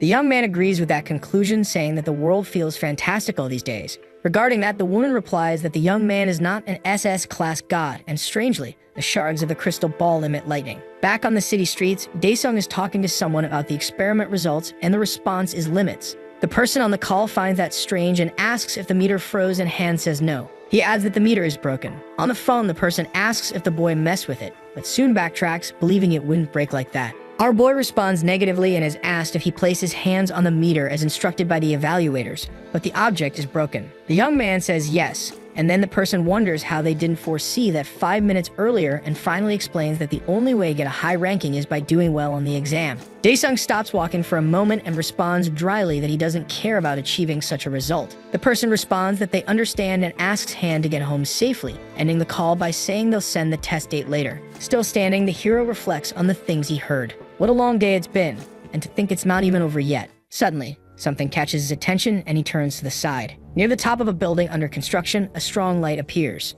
Someone has just taken aim with a sniper and fired at the young man. The assassin looks down at him, thinking he doesn't seem that strong after all, and that it doesn't matter. No matter how strong and awakened one is, it only takes 1 bullet to pierce through. She places her finger on the trigger, while observing him through the scope. Startled, she realizes something. She thinks she doesn't stand a chance and wonders if she's been discovered. That can't be. No active hunter has ever been able to see her. There's no way someone who looks so pathetic could detect her. Looking at the girl, our hero tells her to look over there. Irritated, he says, right here. Still in disbelief, she thinks, nonsense, what, you noticed me, and I can even hear his voice from the street. She decides that first and foremost she'll retreat, but suddenly hears a voice in her head telling her to shoot, and that frightens her. Nervous about the situation, she fires. The projectile heads toward the boy. As he looks in her direction, suddenly, an explosion happens at the location, and a cloud of dust rises there. Excited, the assassin says she got him, but suddenly sees something that surprises her. Daesung is in the same spot, surrounded by a hole around him. She thinks it can't be, that it's nonsense, that this isn't a regular bullet,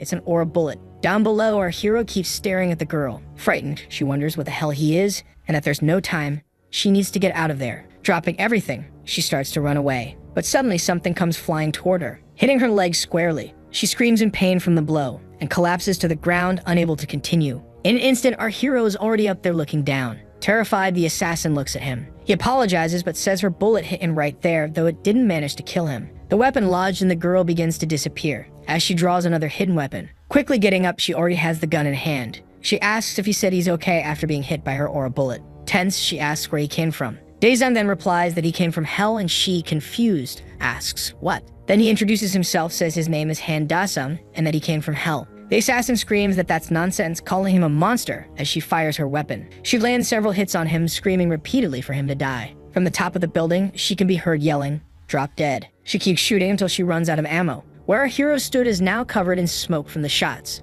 Very tense, she wonders if he died. But out of nowhere, he appears behind her asking, "Die from that?" While she thinks she was sure he had been defeated. Suddenly, a bunch of shadows appears at the scene. Terrified, the assassin asks what the hell that is. Then, in a swift movement, our hero grabs her and slams her hard against the wall. He holds her there while she feels his strength. When several shadowy hands appear behind her, that shadow creature full of hands and eyes appears, terrifying her, and saying various things like, "Let's play hate, disgust. What is this?" and more disjointed phrases. Desperate, she asks what the hell that thing is. That thing grabs the woman and she starts going into shock. He asks if she's going to faint without saying anything. He notices a few things on the ground, and bending down to look says he doesn't want to kill her. He looks inside the guitar case and finds more things. He finds the document along with photos of him, his sister, and his mother. Then he drops those bullets on the ground and tosses one at the girl's head. She slowly begins to regain consciousness and screams in despair as she realizes that reality once again. Daesung tells her to answer the question and that he will kill her if she makes noise or says nonsense.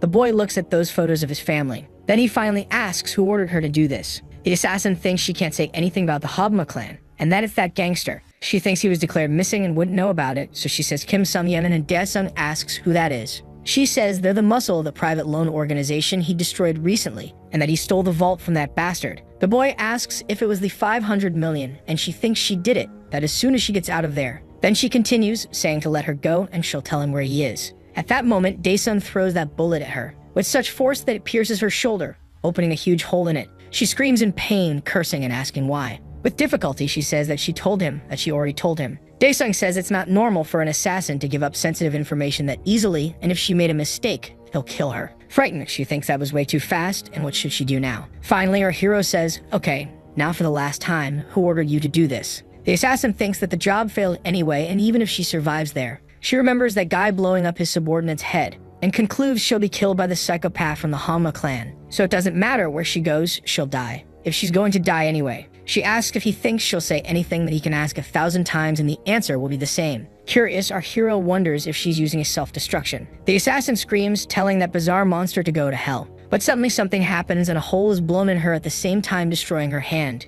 She is frightened and surprised by it, and starts coughing, badly wounded. Daesung tells her to stay away from him, and that he's already sick of hell. The woman falls to the ground, badly hurt from the attack, while Daesung approaches, saying that in the end he couldn't find out who was behind it all. And now it's time to dispose of the body. He says he didn't want to use this item because it makes him feel bad. Reading from his journal, the keyword is the memory of death. He starts flipping through several pages until he finishes that search. He comments that this should take care of everything. Then he calls upon the Pantheon, and that portal appears in front of him. And that even though he heard most of this area is closed due to the portal fracture, it might be better if he handles this with something. From the outside, just an ordinary building under construction. While inside, our hero left what was left of that assassin covered with something. And under that tarp, we can still see her hand. Crossing the portal, Daesung returns to the Pantheon. At the terminal, it says the demons of Pandemonium celebrate the second return of the Absolute Ruler. Then asks him what date and location he'd like to recreate. Daesung answers that it's page 134, where the Prison of Souls was recorded. The Prison of Souls is the main weapon of the Ghost King, one of the 15 rulers of the states allied with the demon god.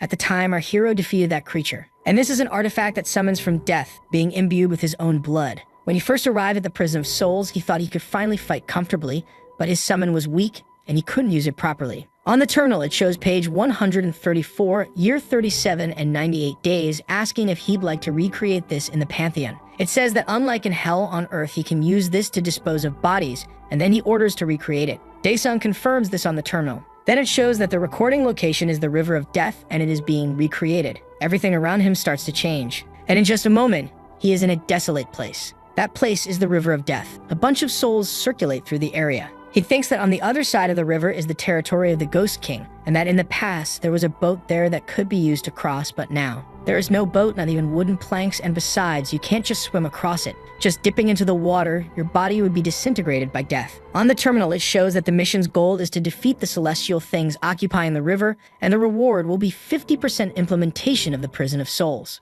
Suddenly, someone says they detected an unidentified intruder, and that they're awaiting removal approval. Daesung watches, asking what those things are. Looking closely, they appear to be several white insects. On a terminal, it shows they are a mechanical life form, autonomous weapons created by celestial beings. Then the creature says the removal of the intruders has been approved. The celestial monsters charge our hero, firing some kind of projectiles at him. Daesung easily dodges the attack, which hits the tree behind him. That substance begins to corrode the area it struck, and our hero wonders if by taking care of them he might receive a boat as a reward. Daesung summons his savage dagger and waits as the enormous insect charges toward him. Then he launches forward with force, rushing toward the massive creature, preparing to strike. With his attack, he pierces the monster's carapace, slashing the creature from top to bottom. He cuts one of them clean in half. The monster collapses to the ground while he regains his stance. Suddenly, several purple projectiles fly toward him from all sides, and it seems he won't have any easy way out. Daesung thinks this is similar to poison bullets, and that there's no benefit in dodging them. So as all of that approaches him, he uses his energy. That barrage of spheres hits a kind of shield surrounding him, and Daesung remains motionless and unharmed. He says dealing with each one of them individually is troublesome. He says it seems like that creature doesn't want to come down, so he tells it to come down, and unleashes a powerful attack, breaking everything around him. That creature tries to cling to something, but everything around shakes a little,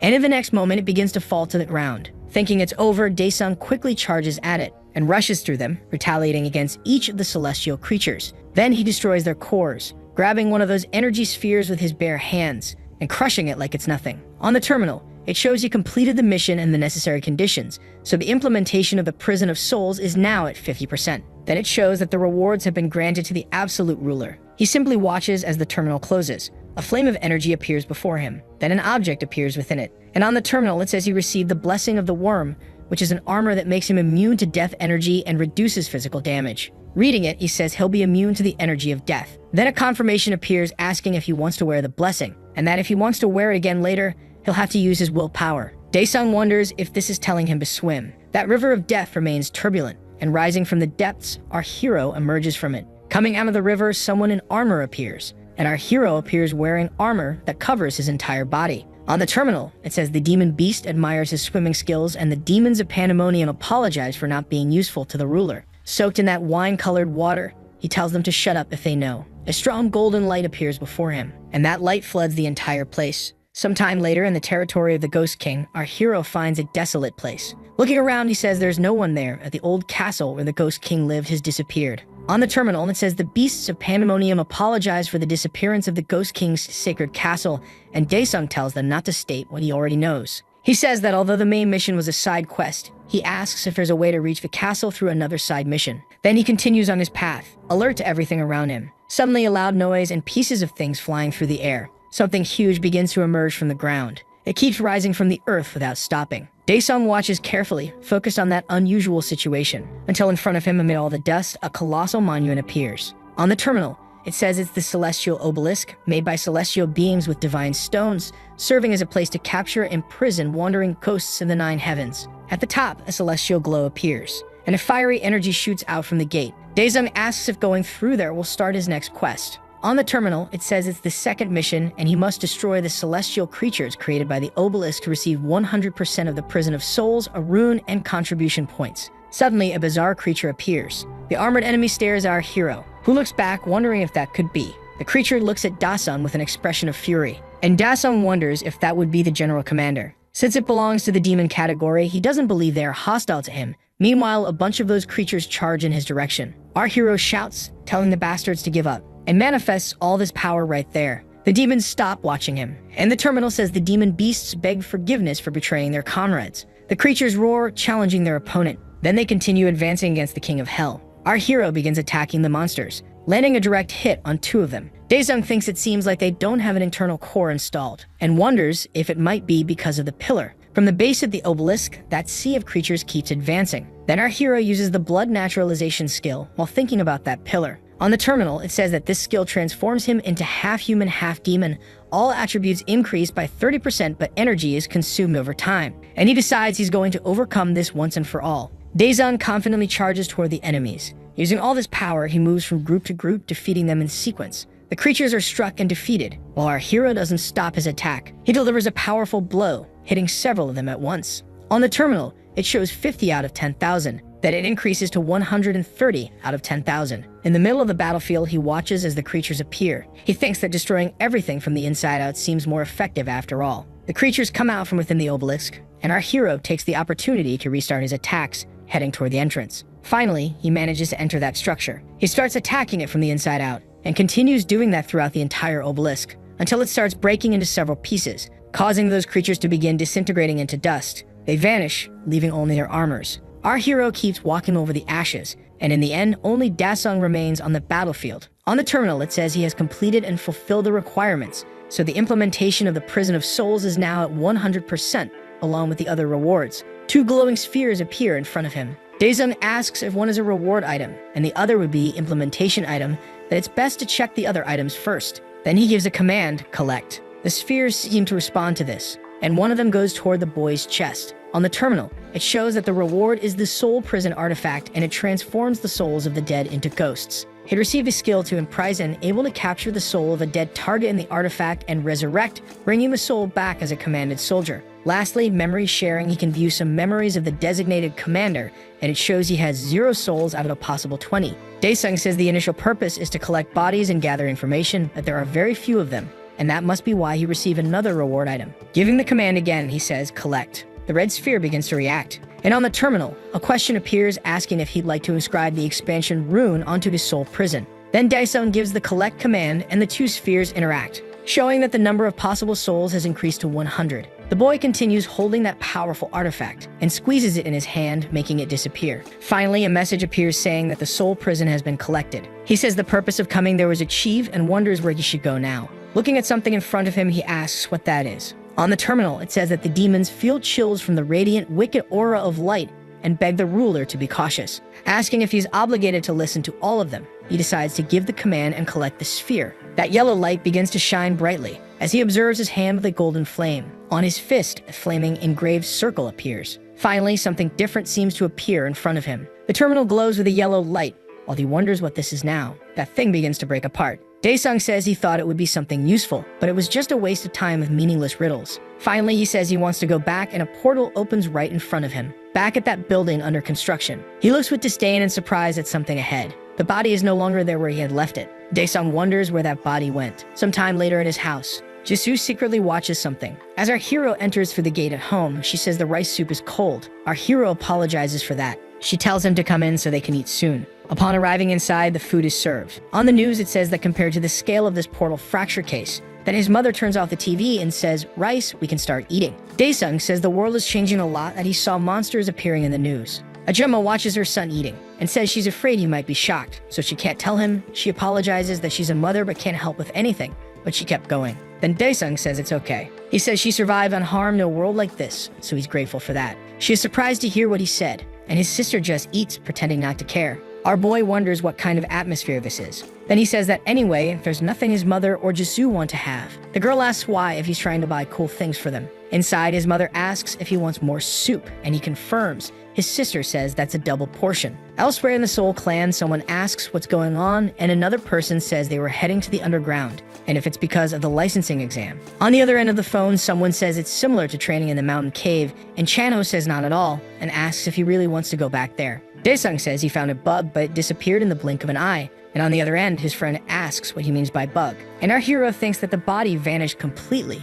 without leaving any trace. But he says that anyway, while he's away, he wants his friend to take care of his family. And Chano says yes. Daesung thinks he needs to make sure he's not caught himself. On the other side, Chano hangs up and wonders what his friend Daesung is trying to do. In the Habma clan, someone says the body was discarded, but the guy must not be easy, since he made a B-rank assassin look like a low rank, and asks how they should deal with him. The general says to leave it as is, and says the target will appear at the upcoming test, and that then they'll have the chance to eliminate him. Then he asks a man named Jinxiel inside a tank if that's right, and the man confirms it is. He asks the man to please begin that immediately, because he knows him, and he's been waiting for this day. A doctor says that Jinxiel's heart, a rank A, is stable, and asks if they should start the serum injection. The general tells the man that the pain will be considerable, that he needs to be prepared. Determined, Jinxiel says he made a decision the moment he joined them. Without hesitation, the leader orders them to begin, and the doctor complies. Then says he will start injecting the serum while pressing a button. The machines begin to operate, and that substance starts entering Jinxiel's veins, and the computer says the injection is at 20% and his heart is stable. Inside the tank, the man struggles to endure the pain as the injection level reaches 40%.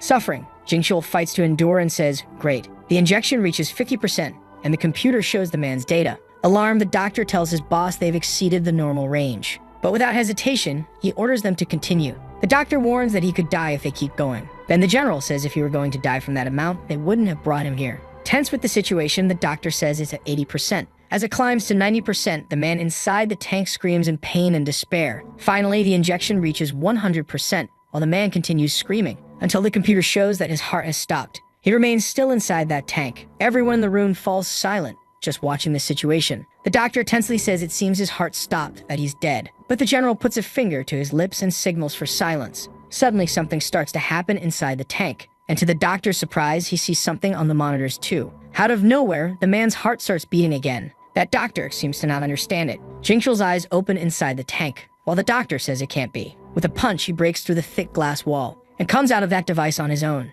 Now outside, he lets out a scream, while his boss looks quite pleased with it. Jingchul stands there in the middle of the room, full of energy pouring out of him, while the general says he almost disappointed him, but tells him he did a good job, and that he's looking ahead about 10 days into the future. Meanwhile, our hero receives a message from his friend, asking if he's only been using the association's test weapons and armor. Daesung thinks that if the equipment's performance is bad, he can endure it physically. But before anything else, there's something he needs to check. So he grabs a twig and begins to swing it repeatedly. Hitting it against his arm, he thinks he knew it. Unlike weapons, protective equipment doesn't appear in reality. Protective gear can wear out constantly, so he decides to experiment with weapons. Daesung opens his inventory and looks for something inside. He thinks that weapons can also be overwritten, and the twig is recognized as a weapon. The terminal asks if he wants to load the judgment dagger with the weapon recognized by the absolute ruler, and our hero confirms it. Something starts happening to that dagger, and also to the twig he picked up. The terminal shows that the loading is complete. Then he realizes weapons are also possible, and so he made his dagger take on the appearance of that twig.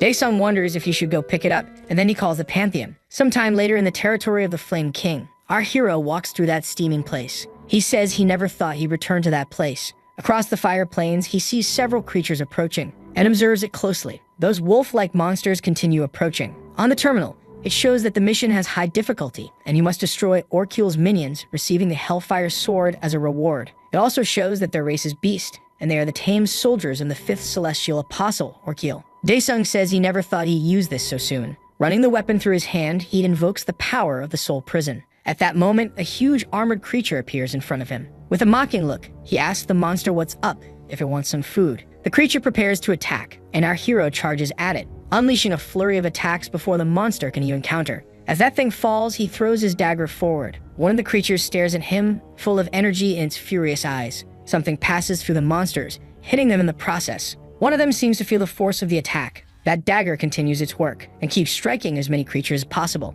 On the terminal, it shows that 33 soldiers were absorbed, until the weapon returns to its owner, and Daesung observes the battlefield. Then he gives the command to summon the fallen soldiers, but his opponents charge ahead without concern. When suddenly a shadowy hand appears, grabbing one of their faces. One of those soldiers emerges under our hero's command, while others begin to appear, and clenching his hand, he crushes the creature's head. The other monsters seem to get even more enraged. Meanwhile, several of Daesung's soldiers appear. Then he gives the command for them to go. His soldiers charge at the enemies, as the monsters do the same. A large-scale battle begins at the location, while Daesung lights a lighter and then a cigarette, and starts smoking while watching the fight. Surprised by something, he spits and wonders how Chano knows about smoking that stuff. Meanwhile, up ahead things are going wild. The fight continues, and one of our hero's soldiers seems to have taken the worst of it. He smiles and says they're fresh bugs, but still, you can't let your guard down. The enemy charges at him in fury, but something seems to come after it. Almost on top of Daesung, it is grabbed by something shadowy. Then he explains that as long as the stigma isn't removed from the body,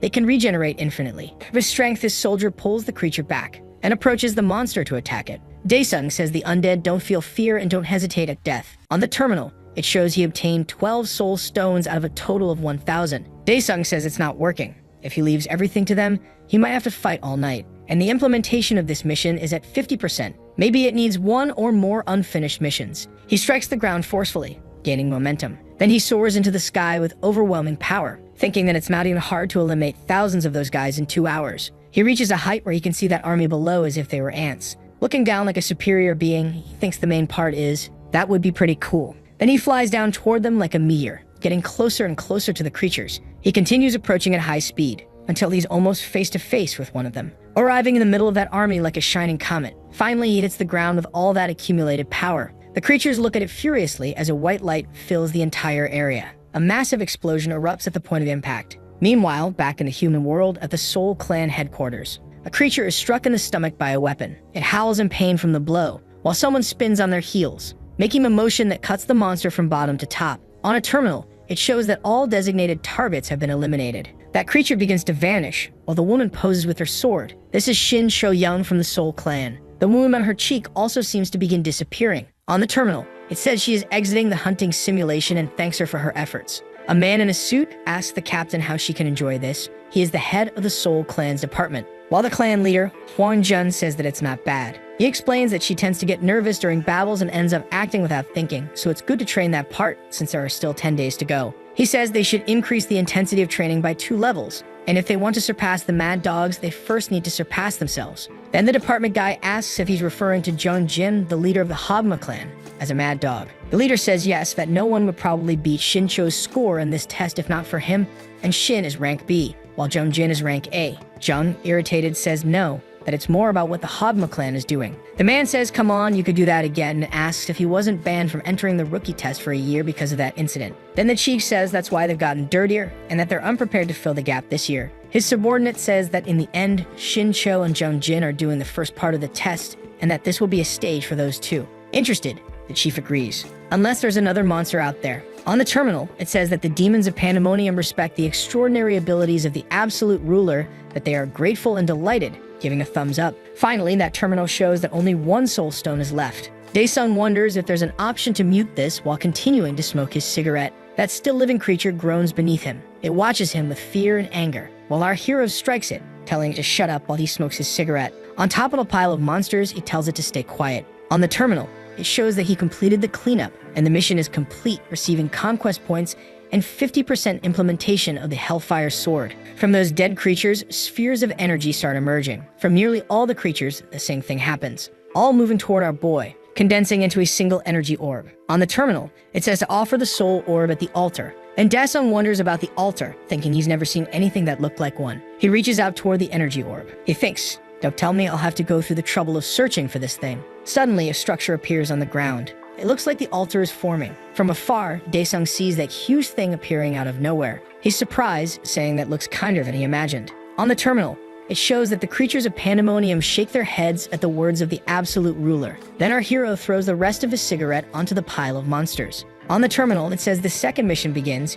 He must offer the soul stone at the altar and show his qualifications to the snake guardian. Arriving there, he places the stone in the altar's container. Then that stone begins to react. The spheres atop the columns emit the same type of energy, when suddenly something gigantic appears in front of him. Daesung simply watches it silently. When a giant serpent appears, staring at him, it fixes its gaze on our hero, and Daesung returns that gaze. On the terminal, it says the guardian is the snake favored by Orkiel, the 5th celestial apostle, and he must answer her question to qualify and claim the celestial item. Surprised by the situation, Daesung says, what? He says everything was going fine, and now there are these questions and answers. Says they're trying all sorts of weird things. Daesung tells the snake to ask its question, and that he'll give his special answer. Finally, the beast begins to speak, but in a language the boy doesn't understand. Incredulous and irritated, he asks if she's joking with him. Suddenly something flies and hits one of the snake's eyes. The serpent screams from the attack. Daesung asks how she dares try to sell him drugs. On the terminal, it shows that blood naturalization has been activated. It will consume his life over time and increase his attributes by 300%. With a hand movement, our hero acts again, and his weapon strikes the creature's other eye. The dagger finally returns to our hero's hand. Determined, he charges at the creature. He jumps up to her head's height.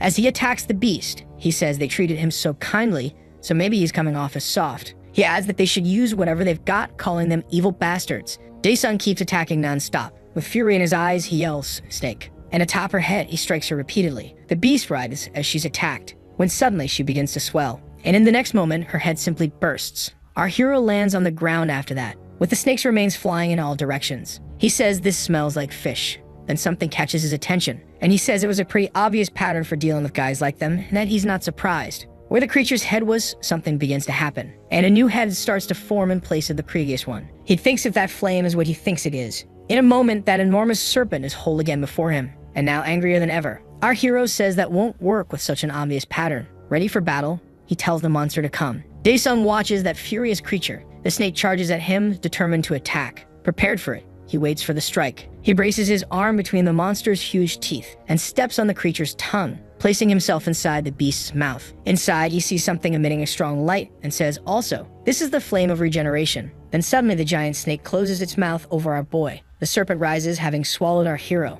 On the terminal, it shows the demons of Pandemonium fall into despair and turn their faces, covering their eyes. But in the next moment, something seems wrong with that monster. Then it opens its mouth, spitting out something glowing. From inside, our hero leaps out, landing safely on the ground. He braces something heavy, breaking the ground, and rises, wielding that enormous sword. On the terminal, it shows he obtained the Hellfire Sword, and since the implementation is at 50%, it won't function normally. Some skills will be sealed. He says 50% is enough to deal with this creature. Now it won't be able to use the Flame of Regeneration. The furious serpent charges again at our hero, and Daesung prepares with his new sword. Determined, he says this is too much, and raises his weapon full of power, striking the monster mercilessly with a precise attack. The sword opens a hole in the creature. His attack is extremely powerful, and it was enough to split that thing into two halves. Our hero watches the result of his strike, and on the terminal, it shows you completed the mission, gained the serpent's blood, 20,000 conquest points, and 100% implementation of the Hellfire Sword. Suddenly, the chains wrapped around the weapon break,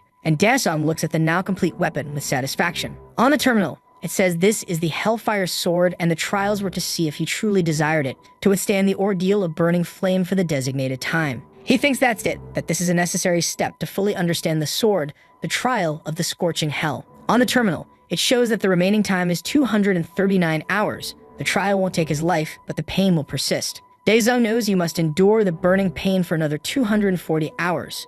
That's 10 days. As everything is engulfed in fire, he thinks, but he knows he doesn't need to go through this trial. Then he asks, have you become a dog that no longer recognizes its master? Flame King. On the terminal, it shows the remaining time is 239 hours and 54 minutes. And that when he says something, it should remove that countdown from in front of him before he cuts it to pieces and burns it to ashes. So the terminal shows that the remaining time is now 0. That fire starts to fade and someone calls out to their lord. They ask for forgiveness for not realizing who he was until now after hearing his voice. Daesung says it's okay, it's been a long time anyway. King of Flames. A strong light appears through the smoke. He says he made sure not to go to Pandemonium. Pandemonium is the final destination of souls who died in hell. It is a world of endless nothingness, like the depths of a deep, dark sea. The terminal says that demons shed tears that they beat against the walls of darkness and beg the ruler to release them from there. The King of Flames says that since his lord left, he has been waiting for him to strip him from the face of the storms of time. Daesung asks if he resents him, and the king replies that no, it's not like that. If it was his choice,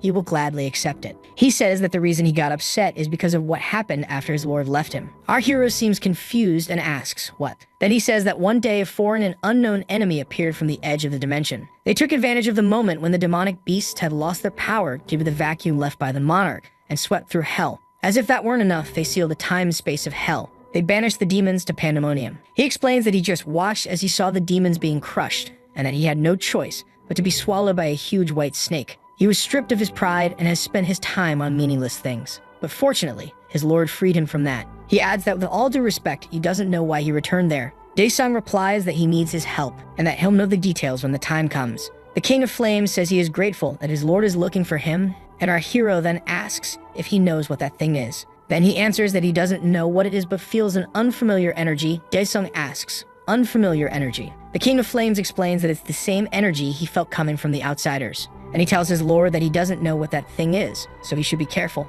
But it seems our hero isn't listening to him. He says the system has never screwed him over after working hard, and it's never too late to be cautious once the collecting is done. Then he grabs that thing. A golden terminal appears saying, prior entry here, you have obtained 2 out of 3. He says it seems like he has obtained permission to enter somewhere. The terminal asks if he would like to leave the Pantheon, but he replies no. Daesung thinks that so far he has only left the Pantheon and returned to reality. Then the terminal asks if he would like to leave this area and return to the Pantheon, and he thinks he still has items to obtain besides that sword. He gives the command to return to the Pantheon. Back in the human world, someone says the video of the massacre is getting wild, and another person says it was inevitable, it wasn't a joke. They ask if the manager saw it too, and he replies of course he did. Chanho thinks he really can't say that he's his friend. That would be embarrassing. A man approaches and asks if he can see team leader Sung Chan for a second. Chanho asks what brings the director there. Then he says they should take a break and have a smoke. Sometime later on the terrace of that building, the director says he didn't mention he was on site at the time and asks if he found anything. Chanho, tense,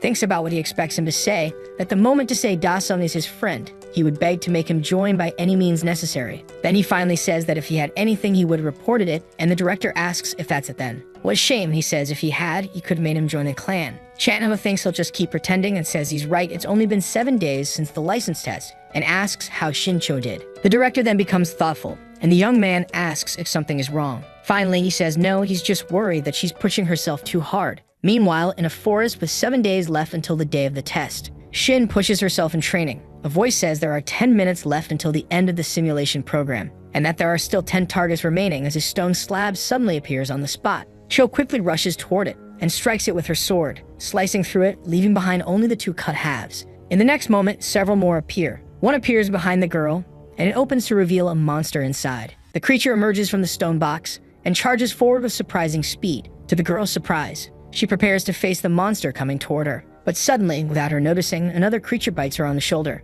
Meanwhile, the monster keeps approaching from the front. The creature quickly closes in on her face, until a voice says that's enough, catching her by surprise. A voice says that the training program has ended. She looks back, irritated, looking for whoever did that. And the chief is behind the glass, watching her. Speaking seriously, he tells her to come up because they need to talk. Frustrated, she says she could have easily kept going from inside the medical lab. The man says she's overreacting and asks if she doesn't think so. Shin replies, "Achieve what you want, even if you overdo it," and asks if that's not what he always tells her. She defends herself, saying she was talking about physical overtraining, that she doesn't overtrain her mental strength either. She adds that she knows her own body. The director asks if she knows it better than the artificial intelligence system, and pointing at a screen, he asks if she's seeing that. The left side is the normal range of mental data, while the next is the mental data measured by the eye. Shin keeps watching without saying anything. Then he asks what is this psychological compulsion identified by the AI that is holding her back. Without looking at the director, the girl says she needs to be in the top 5. He asks top 5 and whether she's trying to increase her rank.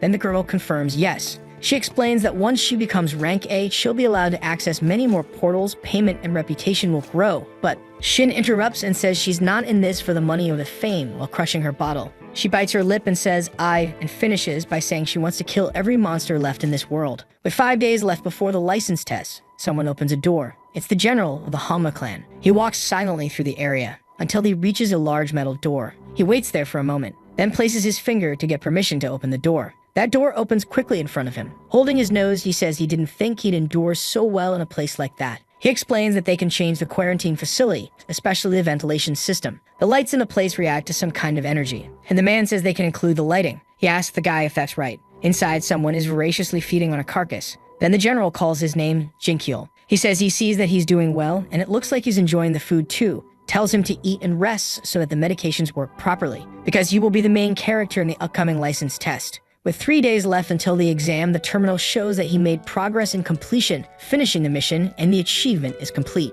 In a frozen place, our hero observes it while holding his sword. The King of Flames asks if now his lord is returning, and finally Dasung says yes, with only 1 day left until the license exam. On D-Day, the number of awakened individuals had increased by 25% since the previous year, and as such, competition for the Hunter exam in the first part of the year also increased. The association said it would change the testing methods starting this year, preparing for the number of participants. Out of nowhere, a luxury car comes speeding and brakes loudly. That beautiful car causes a big stir, and reporters try to guess who it is as they run toward it, shouting, "Hanma clan, Lee Seokwu." 2 men looking like a rich executive and a movie star step out of the vehicle. A reporter introduces herself and asks Lee if the young man with him is the rookie from the Hanma clan and how he thinks the clan will perform in today's test. Before he could respond, another reporter says the clan was barred from participating due to cheating and asks the young man what he thinks about the situation. Thinking to himself, Lee feels those vultures are already getting annoying right from the start. He ends up replying that he regrets the incident that occurred 2 years ago.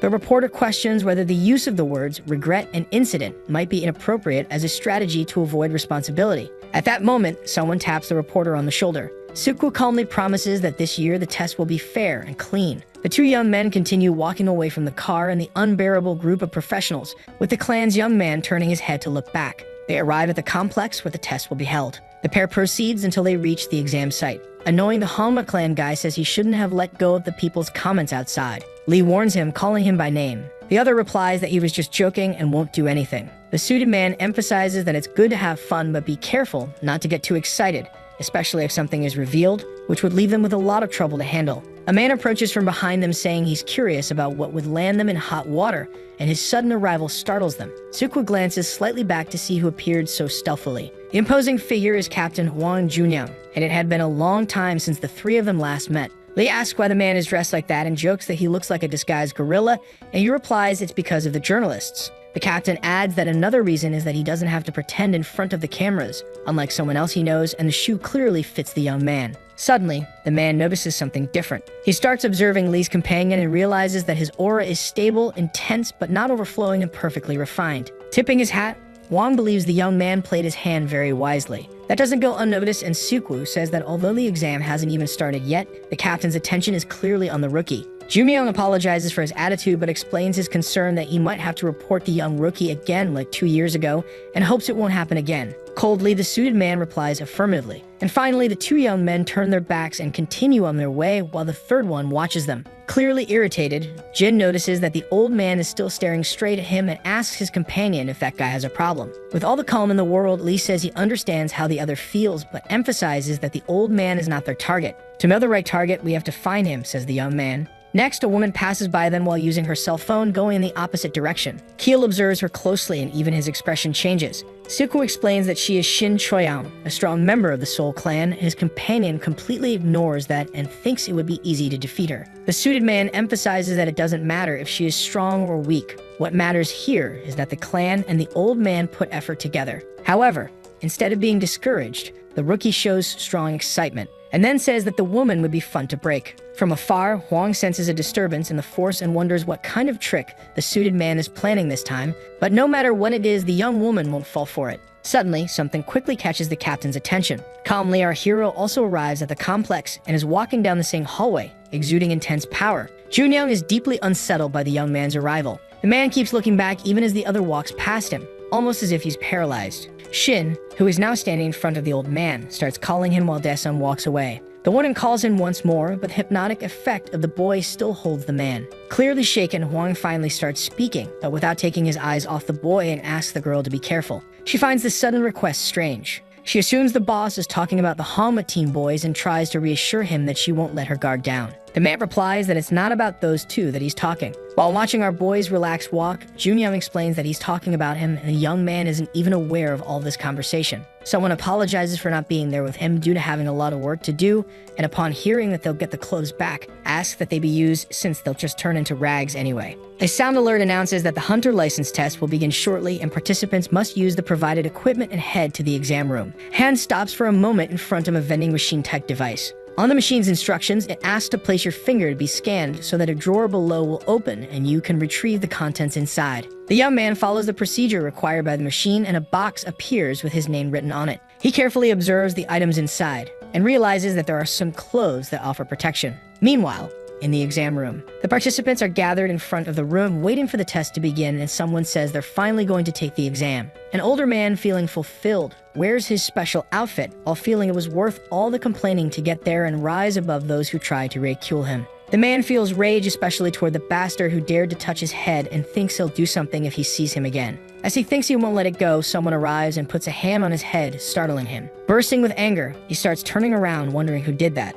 A young man with the number 14 printed on his outfit looks at the man, exuding a powerful aura, and tells him to get out of his way. Sweating heavily, the bald man considers giving up on reacting. While this nonsense is going on, Daesung with his uniform number 104 arrives at the scene. Our hero observes the man in a defeated posture, leaning with his head against the wall. Excited, the young man activates his own aura and says, "Let the games begin." Meanwhile, in the license exam building, Sho waits along with the others for the start. The young man from the Hanwha clan seems a bit impatient, and our hero remains deep in thought about everything. There's a good number of people gathered there. The lights of that huge place gradually turn on until it's brightly lit. Circles of energy appear in front of everyone. They are impressed, wondering what that is, when suddenly, the sound of someone testing a microphone fills the room. A man introduces himself as the supervisor and says it's a pleasure to meet all the ladies and gentlemen, wishes everyone luck, and will get straight to the point. The gate prepared by the organizers this time consists of 3 floors, each gate giving access to a different environment with different objectives.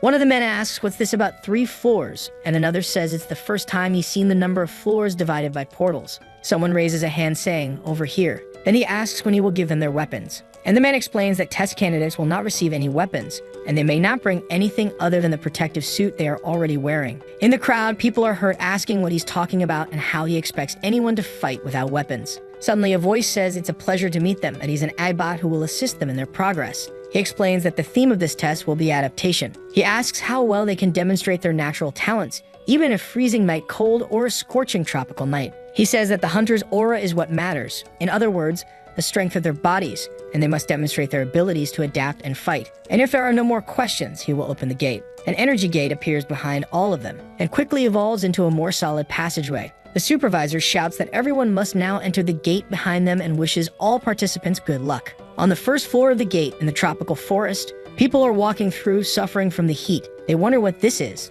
It's hard to breathe. An outraged man curses the situation, saying they'll have to dry off if he does this before the exam. From a screen, someone watches several of the candidates. From a large broadcast room, some men observe the test on the big screens. One man says the standard of the candidates taking the test is low, and another asks if the test is too hard, wondering if they'll all fail. One of the operators says he doesn't think so. And as expected, the rookies sent by the Soul Clan have courage. On the screen, the girl begins to say it later. She thinks she needs to clear her mind as soon as possible to use the least amount of energy. The clan director thinks that their show is really good. Back in the control room, they comment that it looks like the Hogma clan also prepared well this time. Jim is impressed and thinks that this is really crazy. The clan general hears someone say that the Hogma clan prepared well this time and that they're excited about it. He gets excited, thinking that the old man got worked up just from seeing that. Suddenly, he notices that the Soul Clan director is impressed by something right behind him and thinks he shouldn't be that impressed. Captain Huang is impressed, wondering who that is and why he seems so calm. He calmly observes the screen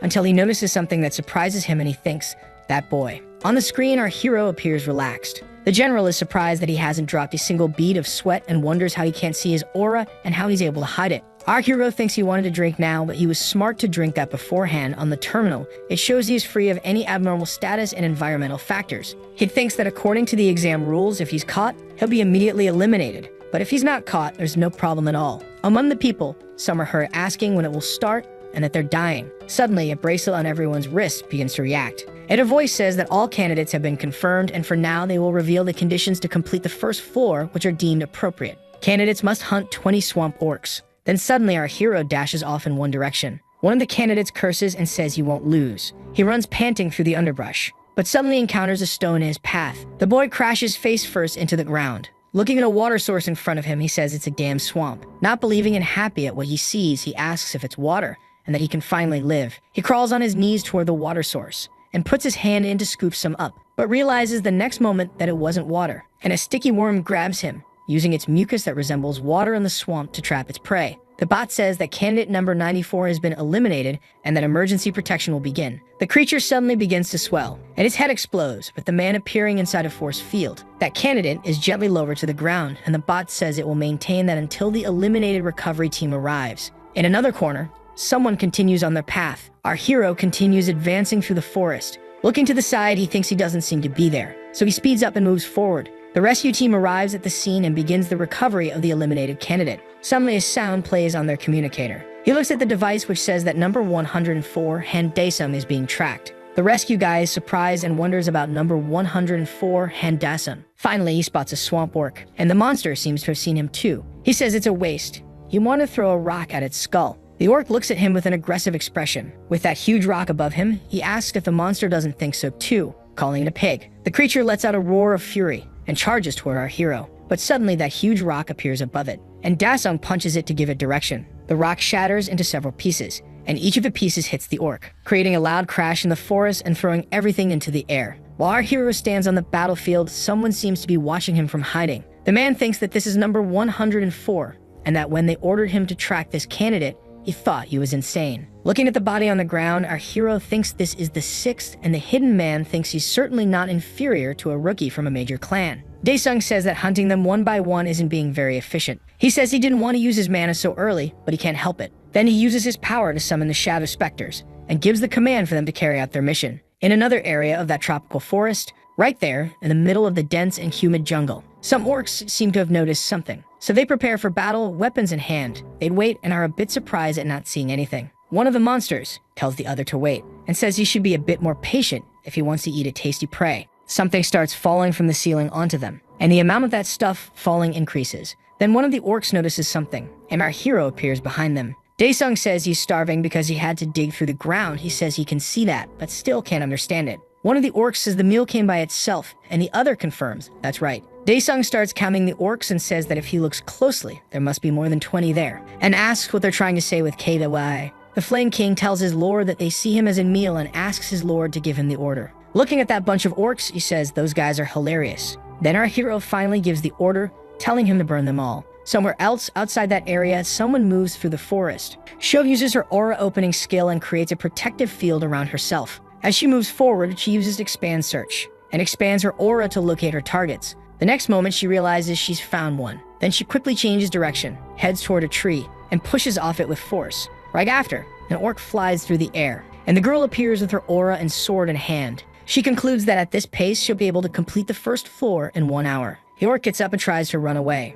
Realizing this, she prepares to strike him and charges at him saying, "Fourth." But someone is faster than her and decapitates the creature before she could do anything. She looks back in shock and sees that guy from the Hogma clan with a frightening expression. The creature falls to the ground defeated, while Jun watches her and Shou realizes it's the guy from Hogma. With a look of satisfaction, he says 5. Annoyed, she says, as expected of the Hogma clan, stealing other people's prey. He says they're competing, so what would be his or hers? That she's a girl dumber than an orc's head. Shou says that if all he can do is steal other people's targets, he won't be able to do more than give them a bit of fun, and asks if it's a tradition in his clan to have such a filthy mouth. Jim asks if her clan created a tradition of becoming idiots 2 years ago. The two candidates stare each other down. He wonders if he should kill her, and that she's worse than he imagined, but realizes no, he should wait until the second part on the second floor at least. Jim continues to glare at the girl who mocks him. Then she turns her back and walks away. Giving him the finger, she tells him to go play alone and calls him an idiot. Furious, he thinks he's going to kill her. Then, overflowing with rage and power, he charges at the girl. A huge crash is heard near where they were. There the guy seems to have stopped and the girl remains with her back turned. He seems confused, not understanding what happened. And the girl seems equally surprised. The two candidates look around trying to understand. And right after, a massive flaming explosion occurs nearby. A few minutes earlier, our hero held his mighty stick, and the Flame King asked for his lord to give him the command. Then Daesung finally gave the order, burn them all. On the terminal, it shows that the Hellfire Sword activated Skill 1 of Hellfire, triggering its special skill slot. The flame begins to emerge from the tip of that stick, and the terminal informs that the first special ability of Hellfire has been activated, and a huge blast of fire erupts from the weapon, while the Flame King says, "Spectre." The orcs stare in shock at it, and the next moment, a massive fire explosion is seen above the forest. From the control room, the staff are shocked by it. The bot announces that candidate 104 has completed the first floor requirements and will now provide the coordinates for the second floor, while everyone in the room is stunned. They ask how long it's been since the exam started, and it's already over. Another asks for that candidate's information quickly, saying they want to recruit him as soon as possible. The captain thinks he already expected that he wouldn't be ordinary, and that he never thought it could be this bad. Meanwhile, the general of the Hogma clan looks worried. He turned away, annoyed not to see it. On the screen, another huge fire explosion is shown. All the operators are impressed by that power. Shaking the guy, the attendant says that's why she said what she said. She thought he wasn't a normal person. The man says he already got that and asks her to please stop shaking him. Another one stammers, asking if this is really real, then says it's fine. But they wonder why old Ginseng is there. He approaches and picks up an orc axe. He stands there in the middle of those dead monsters holding the weapon. When he realizes that one of them is alive, he runs over to the orc and gets ready to attack. He keeps hitting without stopping, counting 1, 2, 3, saying this is delicious. Excited, he says it's the 11th and says it was great following that trash number 104. The operators can't believe what they're seeing, thinking it's so cowardly, questioning if it's cheating, and the other says he doesn't know. The test theme is adaptation. But he says the old man is a normal person who couldn't even pass the awakening test in the first place, and asks how he managed to enter this test. The girl explains that on that day, Han Dasun broke several measurement spheres, and the staff member asks what she means by Han Dasun. She gets furious, while the guy apologizes and asks what it is anyway. She explains that it's just a rumor, that he asked them to invalidate the result once he broke that sphere, and the man asks, and then says he heard that he sent a large number of complaint articles to the association, and it must have been because of that. Giving the girl a flick on the head, he tells her to say things that make sense. Explains that no matter how many times they sent complaints, it's not enough. An older man appears and apologizes for their hard work. The three bow and ask why the branch manager is there. The man says that person was approved by him, and this shocks the other staff members. One of them asks how he could. Then the manager explains that 3 nights ago, he received reports that he was caught trying to sneak through the portal with bombs strapped to him. The woman asks if maybe he was trying to commit suicide because he's not awakened. But the manager says no, explains that he lost his whole family in a portal fracture a few years ago, so this must be for revenge. Everyone goes silent around him. One of them says that if this whole story had a favorable consciousness,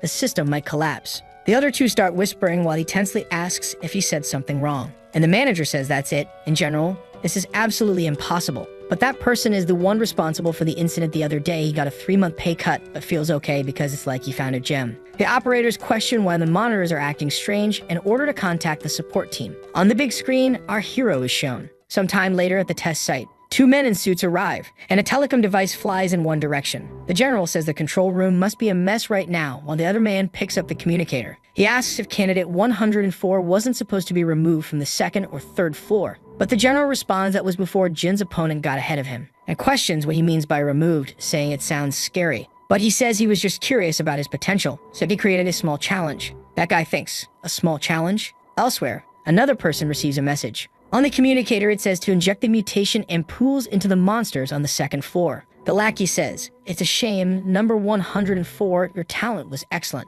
That's why you shouldn't have been so hard on what the Hogma clan director had set up," and then he fires his weapon. And hits a creature dead on, and a very loud roar is heard through the forest. This catches our hero's attention. He thinks the entrance to the 2nd floor portal is nearby. The general of the Hogma clan thinks it's better if he dies in this challenge. That creature starts to change and goes into a frenzy. Rock fragments fly in all directions, and the monster now appears covered in rocks, becoming a floating swamp golem with the ability to create mist. The creature roars using its power, and begins to manifest a thick fog, while the soldier thinks he needs to report this immediately, and that he'll need a good amount of extra pay. He grabs his hidden communicator from behind the tree, when suddenly that device explodes in his hand, releasing smoke. He realizes it's a paralyzing agent. The weapon falls to the forest floor. He crouches down, coughing in the smoke.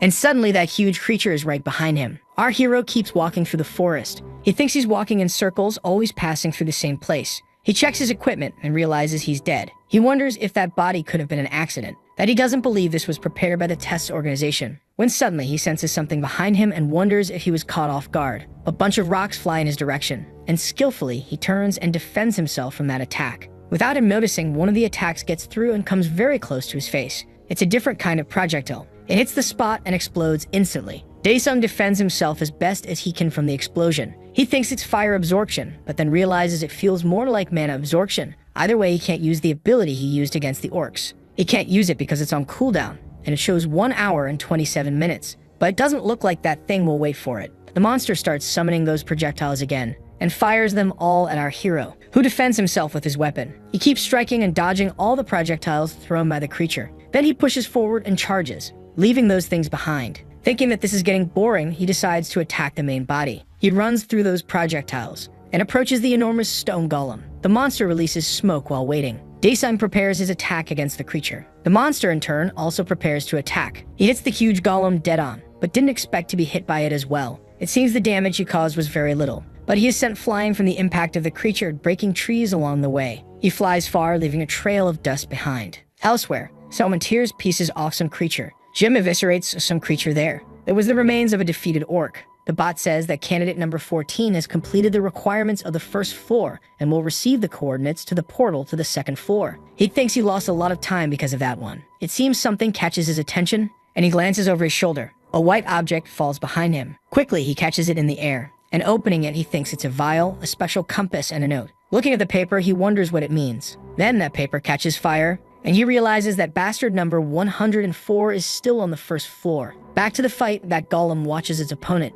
It summons those projectiles again. Daesung starts getting up after the powerful blow he took. He says that took a while, and excitedly gives the command to the Phantom Shadow. He orders it to devour that thing. Preparing with his weapon, he says to clear the way. Meanwhile, the projectiles fly in his direction. The shadows go to meet the attack, and flames rise above everything. Our hero launches a fire attack toward the projectiles, leaving those things in flames while the shadows grab and devour everything. Smiling, he says he'll give him double what he did to him and sends the shadows in. Our hero simply watches as those shadows move toward his opponent. They advance carrying those flaming projectiles. They start to compress into a pool of shadows, and the monster roars furiously, charging forward. It rushes our hero, passing over that pool of shadows, which suddenly launches a bunch of shadow spikes outward. The creature is caught by surprise by that. Several shadowy hands stretch toward the monster, holding those flaming projectiles. Daesung says, "Take these fine stones." Meanwhile, back in the operations room, it seems they're managing to recover the test footage. Someone says the screen has been fixed, and another says candidate 104's screen is back, and someone tells them to zoom in quickly. Someone asks if the image was fixed, and another says there's fog, while someone else questions if the first level wasn't supposed to be a rainforest. An operator tells them to be quiet, something's appearing, and on the screen a huge stone golem is shown. They're startled, wondering what that is and if it's part of the test. The manager questions what the examiners are doing. One of them asks if that's supposed to be right, and no matter how you look at it, it seems like a mutation. He questions if they should stop this right now, since the emergency protectors aren't invincible. The manager is speechless, worried about it. The guy calls for the branch manager. He remains silent while the man insists. One of the men says they just received a signal from candidate 104 and that the examiners were told to stay around him. He asks if they should force an interruption of candidate 104's test. The manager apologizes and says he can't help with that. A surprised girl tells them to look over there. Shocked, they ask if he defeated the monster. Meanwhile, the shadows face off against that stone monster. All the projectiles explode against the golem's body. Chunks of smoldering stone fly in all directions, and the creature falls to the ground defeated. Thick smoke can be seen above the tree line. On the big screen, everyone watches the scene in silence. The manager thinks that classifying him won't be possible. He's on the borderline and thought it was just a measuring error. He thinks it's still unclear, maybe. This could be a monster beyond his imagination. The girl asks if he really took that thing down, if that's what happened, and questions if that isn't actually great. Another operator asks, and if he is great, and thus has nothing to do with that test, while the girl asks, what? The girl continues and says she doesn't believe he can understand the current situation, and tells her to look carefully, because Jim Keel will reach the portal to the second floor first. The two girls stare at each other with hostility, while the man further back asks the manager if he wants them to remove the personnel stationed there. The boss replies no, that they should instruct them to send a report once they manage to find out the truth. Meanwhile, back in the forest, someone moves quickly, stopping only to look at his compass. Jim realizes it must be somewhere around there. He keeps searching through the trees, until suddenly something catches his attention. He suddenly stops running and observes the surroundings. He realizes the mist is dissipating, so he imagines it must be over by now. But that doesn't matter as long as he gets there first. He thinks he'll destroy the compass later, that he'll run to the X and C. Nearby, the remains of the creature are scattered on the ground. Our hero pours his life force over that thing, preparing the ritual for his power. Then he summons his soul prison ability, and gives the summoning command for the new soldier. Through the operations room screen, people see everything. In shock, they ask what else he's doing, and what that could be. Suddenly, a stone golem appears, now controlled by our hero. One of the men asks what the hell that is. The creature roars intimidatingly. Daesung says there's no time, so he tells it to stop posing and show its head. The creature looks a bit embarrassed, and bows before him. He steps with his boot on the monster's head. Then he says, "Run, rock." Nearby, Jim seems to have found something. Looking at the portal, he says there's no way he won't be number one. But out of nowhere, something rushes past him very fast, and he is left speechless looking at it. In shock, he wonders what that bastard is. Back at the building where the exam is taking place, the general of the Hobma clan walks through the place, hearing shocked voices from inside the room. Satisfied, he says he believes this is over now. The room door starts to open, and on the big screen it shows his candidate in shock, staring at something. The boy seems to have frozen in place.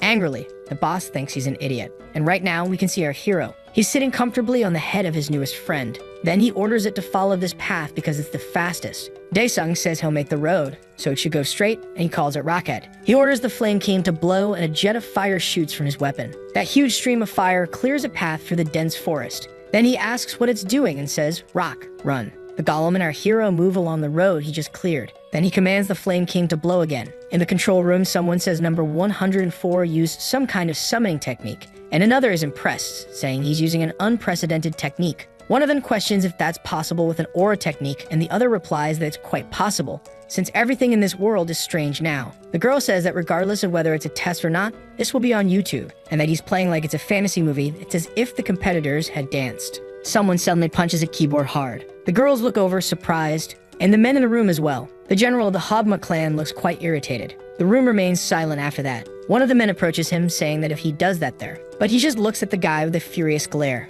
and one of his henchmen steps in front, telling the man to back off. The boss puts his hand on his head to recover, and apologizes, saying he was just very excited by that great performance. The captain thinks it's disgusting that he didn't anticipate any of this, no matter how meticulous you are. Either way, he thinks Choyang will get there too. Back in the forest, Jin shouts, calling Daesung a bastard. Meanwhile, he looks back and sees another person running toward him. Surprised, he turns to get a better look. and sees its Sho coming his way. She's coming at high speed, so that guy starts running too. Meanwhile, our hero reaches a cold area. He questions that the first floor was hot, but the second is cold, that they have no creativity. Then turning to the golem, he says, "Hey, Rockhead, good job." He dismisses his soldier, and in the next moment, his bracelet begins to glow. The bot appears, congratulating candidate 104 for having crossed the portal to the second floor. Looking at the portal, he says no one else came and asks if he can start. Then it explains that the top 5 will start in different entry portals, and for now, it will reveal the conditions to complete the second floor. Excited, the bot points to a mountain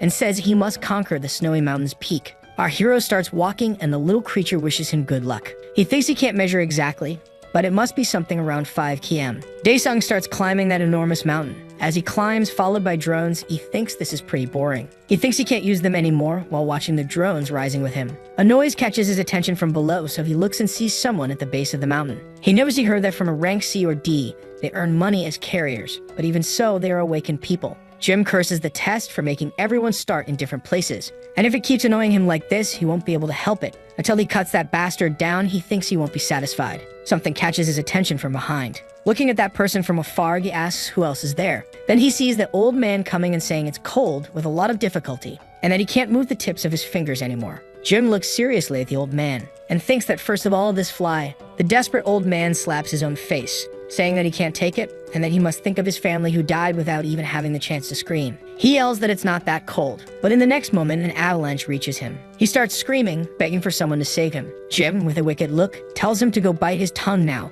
calling him a rude bastard, and tells that fly to go to hell. Suddenly on a screen, it shows disconnected. The operators ask what happened again. Someone replies the transmission drone doesn't work, and a third says it looks like everything went down. Lee Seok just absorbs the situation, thinking that it looks like it's begun, and hopes that Jincheol doesn't disappoint him again. The snow doesn't stop falling on that mountain. More people arrive, and one of them asks if they really have to go all the way to the top. Showing determination to his companion, he asks if there's any problem with that, because they're the most powerful of all combos. Then out of nowhere, someone lands on him, stomping the guy who was giving a thumbs up. His companion is shocked by the scene, but the person grabs that guy by the head right after, and roars in fury, overpowering the two guys. Excited and out of control, Jin says that the Orc Champion's vial has a fantastic effect, and anyone who crosses his path will die. Meanwhile, Sho continues climbing, and thinks the hunter's connection is unstable. She wonders if all electronics suddenly broke. Right next to her, a drone seems to short circuit. Daesung observes this and concludes that it's broken. He says, "Great, let's take it slow now." Then he lets go of the mountain, giving the command to use another ability, the armor of the destroyer dragon Valark. He starts falling, stretching his arms forward, and he keeps falling farther and farther. Nearby, Sho notices something happening and wonders what that is, that huge wave of aura. Then in the next moment, our hero appears flying with a pair of wings. Impressed by that, she wonders if number 104 is flying using aura. Daesung flies past the girl at high speed. Meanwhile, down below, Jim keeps tearing for the other candidates. The guy looks pretty wrecked down on the ground, until something catches his attention, and he sees our hero with wings spread in the air. He says that bastard and wonders if he took a harpy pull. The next instant, he lets go of his prey, and starts running toward Daesung, shouting for number 104 to wait. Meanwhile, in the operations room, someone orders the test to be stopped immediately. The captain stares at the local manager. He asks if the safety of the awakened doesn't come first. Then the manager tells Captain Hwanjun to wait a little longer. They will investigate this as soon as possible. Lee Seok laughs at that and sarcastically says that anyone who wants to become a hunter now can't take this kind of risk anymore, and wonders if they can even be called hunters. Turning to the man, he asks if that's not right, addressing the branch manager. The manager coughs under the pressure of the moment. Angrily, Juan asks the young man if he was the one who did this. Smiling, he asks if it wouldn't be better if a weak hunter didn't become a hunter at all, if he made her that weak. The manager and the rest of the staff just watch tensely. Exploding with anger, the captain says, "That little snake," while the young man says that old man should retire. Back in the test, our hero reaches the top of that mountain. Looking at the gate, he asks if he can end it now, then starts walking toward the door. Still pushing forward, Sho continues climbing the mountainside, and Jim keeps up his climb too. Suddenly, from under a pile of snow, a hand emerges, and someone starts crawling out from underneath. Exhausted, that old man manages to free himself and collapses in the snow. He tries to catch his breath and thinks he won. He shouts that he won because he's not dead. Coming to his senses, he says that it's really cold and that he's going back down.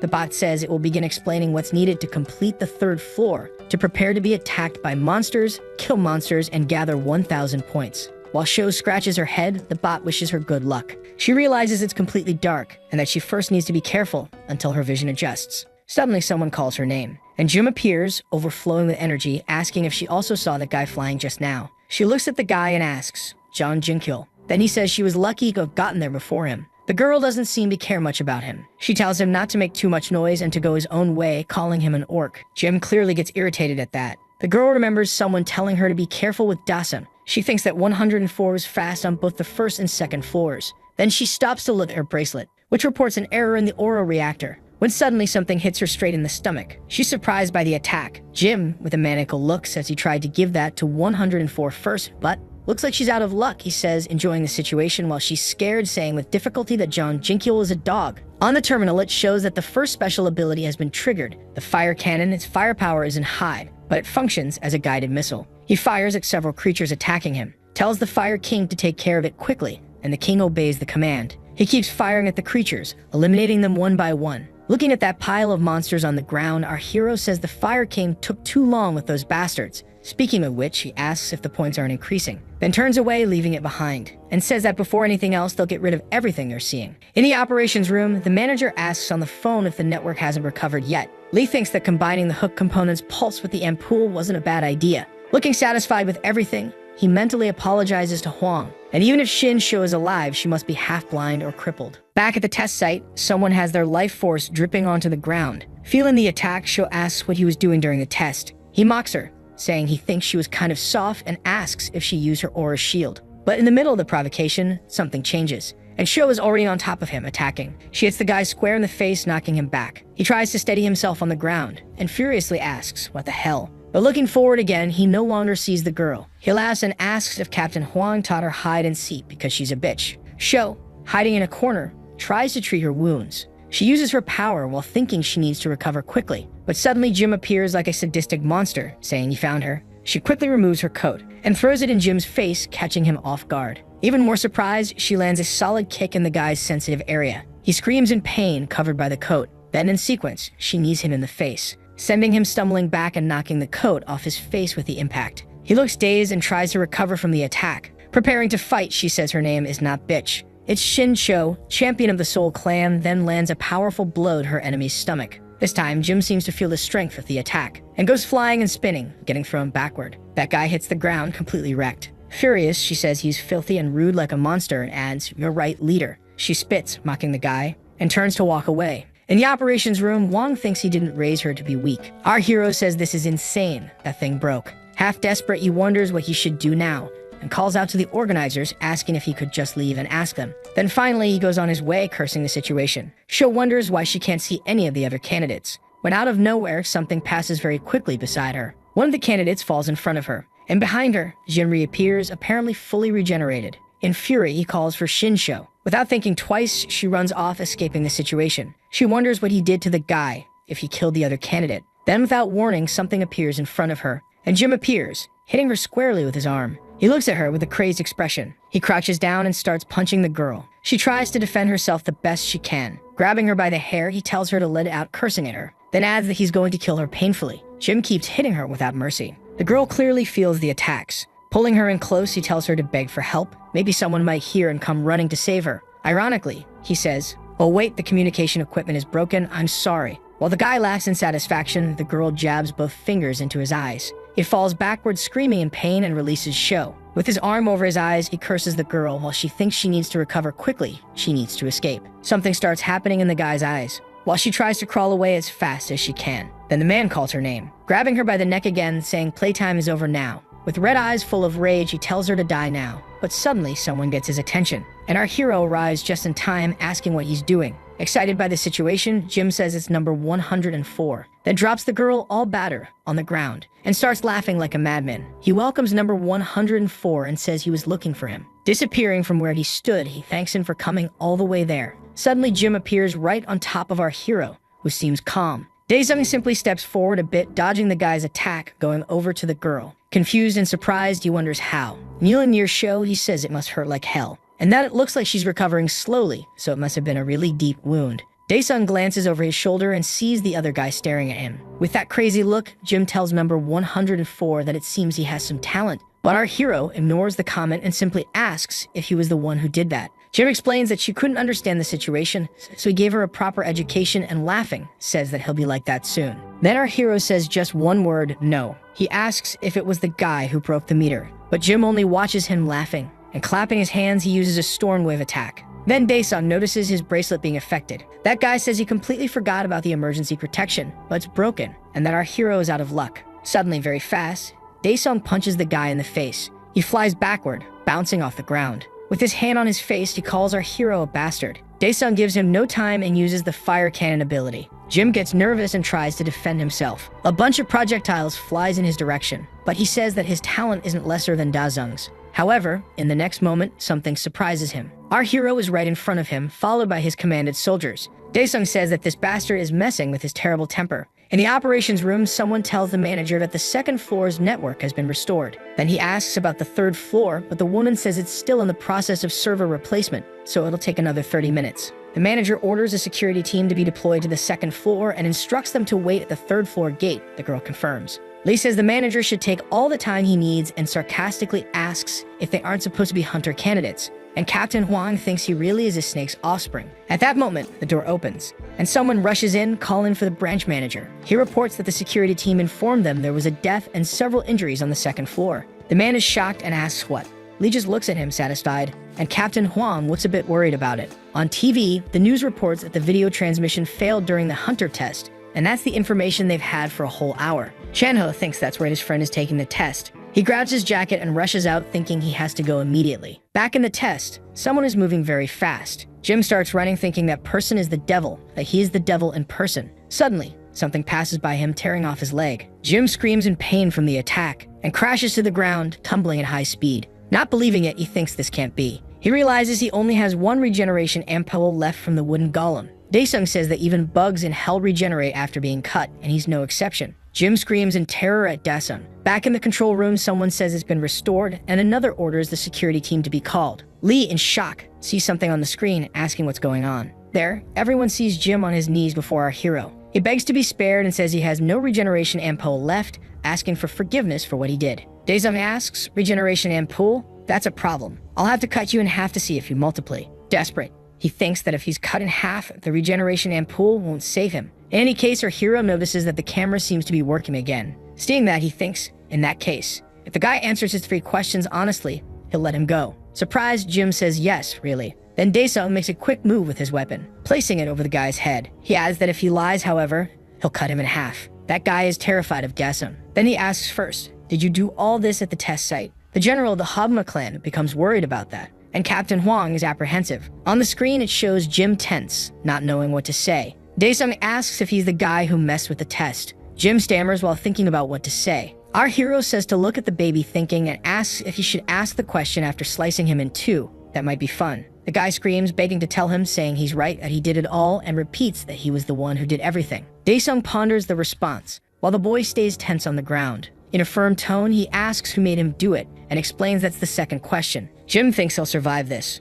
then says the leader of the Hogma clan gave an order to weaken the other clans, and that he just did what he was told. Our curious hero asked about Hogma. In the operating room, the surprised people ask if what John Jin said is true, looking at General Lee. They ask if he is the leader of the Hogma clan, and someone else calls Lee Sukwu. Annoyed, the guy thinks John Jin is a dog. He yells, calling him a bastard, saying he caused all this trouble and now wants to blame him, then orders them to catch that bastard now. But someone calls for leader Lee Sukwu. The manager says they will listen to the explanation from the Hunters Inspection Agency. Lee curses and realizes he can't fix anything from there. Adjusting himself, he says fine, and that they will appear at the inspection agency on the appropriate date. They comment that Lee Sukwu lowered his head and wonder what is going on. Sometime later at that test site, while walking, Lee says John Jin is a bastard that bit him even knowing he was the one who raised him. He says he will grind him like rat meat. One of the men calls for his leader and asks if he really had to lower his head so much. He suddenly stops there. Lee says he is a stupid bastard, and that if he had said one wrong word, Huang would want his head. Nearby, someone clenches their fist in anger. Huang watches all of it furiously. The manager thanks him for his patience with the association, but he says he didn't tolerate it because of the association. He turns and starts to leave, thinking they are all trash. The manager says on the phone that the entire security team has been deployed and the test is over. He orders activation of emergency protections and moving the injured. Inside the test, our hero says, third. Jim waits for the question tense. He asks if there's any point remaining. The boy asks what he means by that. He thinks that if he lies, he will be cut in half, and even if he has 1 point remaining, he'll still be cut in half, and that no matter what he answers. Suddenly, the bot congratulates him, saying Han-Da-sung placed first, and that the test is over, thanking everyone for their efforts. Dae-sung says it ended rather suddenly. He congratulates because after all, he is an incredible S-class hunter. Then in the next moment, our hero attacks the boy, and as promised, he splits the guy in half. Dae-sung says he had a point remaining and asks why he didn't answer the question correctly. Something happens to show that catches his attention. He looks and sees her covered in green energy. Back at the snowy mountain peak, the security squad approaches the portal, ordering the injured to be evacuated first. Already inside the 3rd floor, they say they found an injury there, bring the stretcher. On the Hunters Association board, people say the Hogma clan should be disbanded, that 104 did a good job, among other things. Someone slams their notebook shut, and that old man just closes his eyes, thoughtful. A woman approaches and tells the president that all 10 clans are there. He thinks about the person who came to the association today just to see his face. And disheartened, he says, "My God." She says that even with the power of the 1st floor, Han-Da-sung would already be S-class. The old man asks if he is the first monster since Li Chang. Pointing to a document, he says, "Secretary, Han-Da-sung, male, this one." He adds that no matter what, he must make him a member of their association. Then the woman replies, "Yes, sir." Outside the building, some cars are parked. Inside, it's quite busy. One of the men asks how the test went, and another replies that the video retransmission was completed, that the Hogma clan is done for, and whether Jim did everything alone. The bot announces that the acceptance criteria have changed due to a series of setbacks.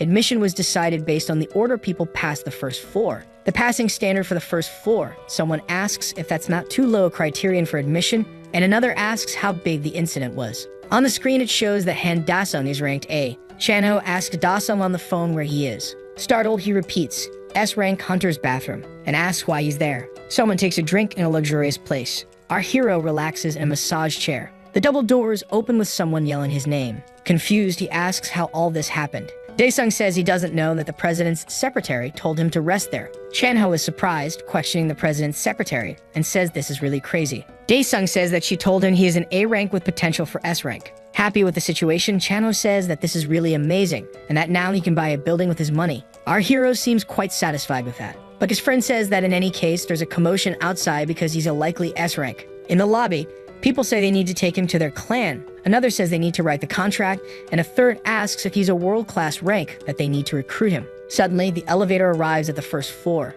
It looks like someone is coming, and they ask who that is, saying it's someone from the association side. Everyone runs over there, and they start taking pictures of the old man. He shouts saying that he passed the hunter license test. People take photos and congratulate him, taking more pictures and wanting to interview him as well as asking his name. Then he introduces himself as Da-sung. Surprised, they ask if it's Han-Da-sung. They ask if he can give details about the incident. Another asks him to explain the fire he used on the 1st floor and what happened with the broadcast accident. Suddenly, someone says Dae-sung's face looks different. Now on the big screen, it shows the old man as Han-Da-sung, with rank at the border. The candidates are being rescued. One says he can't do this, and that he'd rather be a farmer, and not everyone can do this, and they curse Jim Cheel. One of the security guards searched all the way to the 3rd floor, but couldn't find Jim Cheel. Then he answers someone on the phone saying yes, that he will close the portal for now.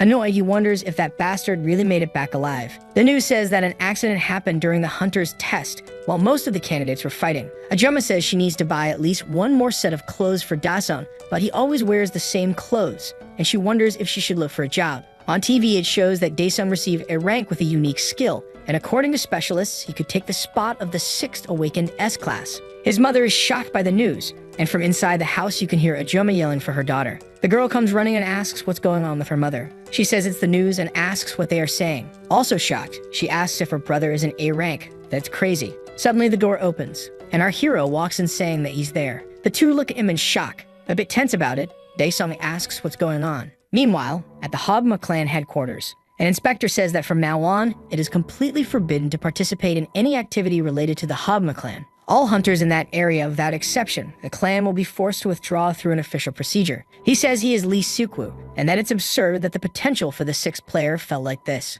He thinks about him and says he put a lot of faith in him, and that he should have doubted himself but didn't, that Jim can't bring him down, the only one who can do that is himself. The inspector says the leader must accompany him to the investigation agency. Lee starts laughing at that, then slams his hand hard on the table. Lee says that when you take on the challenge of duties, this kind of thing can happen, and asks if he's being taken to the agency just because of his connections with Jim Chil. Starting to use his energy, the man asks if the leader will follow him obediently. He asks manager Kim Song-soo if he knows how he obtained that position. The promising 6th rank Lee Seok became the first in command of the clan when the leader mysteriously died, and there is evidence that he was involved in the death. He asks what he's going to do sending 2 rabbits into a viper's den, adding that Park Jong lost his judgment the moment he became an old man. The inspector yells telling Jong Woo to be ready. That other inspector tells the manager that he never said anything like that. Then he says that if they don't want to die to that bastard, they'll have to kill him first. Lee says that in the end, his position wasn't given for free. The two prepare for combat, but suddenly, the other inspector pierces his manager with a sword.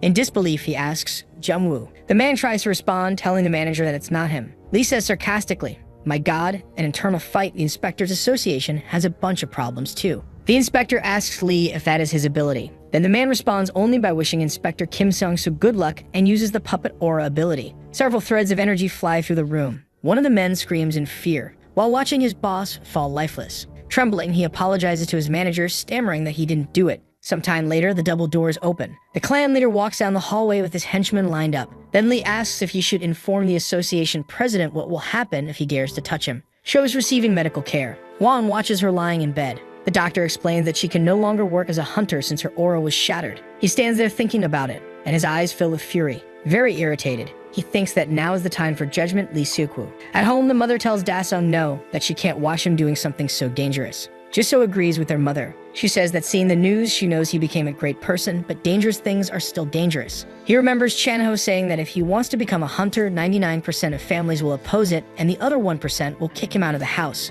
Smiling, he thinks it's just like Chan-ho said. Ajoma tells him that as his mother, if he falls or something goes wrong like last time, she won't be able to handle it. But Da-sung interrupts and says he already signed a contract with Chan-ho's clan. Jisoo asks if it's the clan of his friend Chan-ho, then questions if he signed a contract with the Seoul clan. Suddenly, our hero opens his inventory and sticks his hand inside, leaving his mother shocked, and his sister asks why he's suddenly doing magic. Then he throws a package full of money on the table. Daesung says he received an initial payment from the Seoul clan and asks her to pay everything she owes and use the rest for daily expenses. There's really a lot of money there. His mother, still shocked, asks when he got the initial payment, and his sister, happy, says they get him paid in cash. Daesung asks why they're so surprised and that he'll earn even more in the future.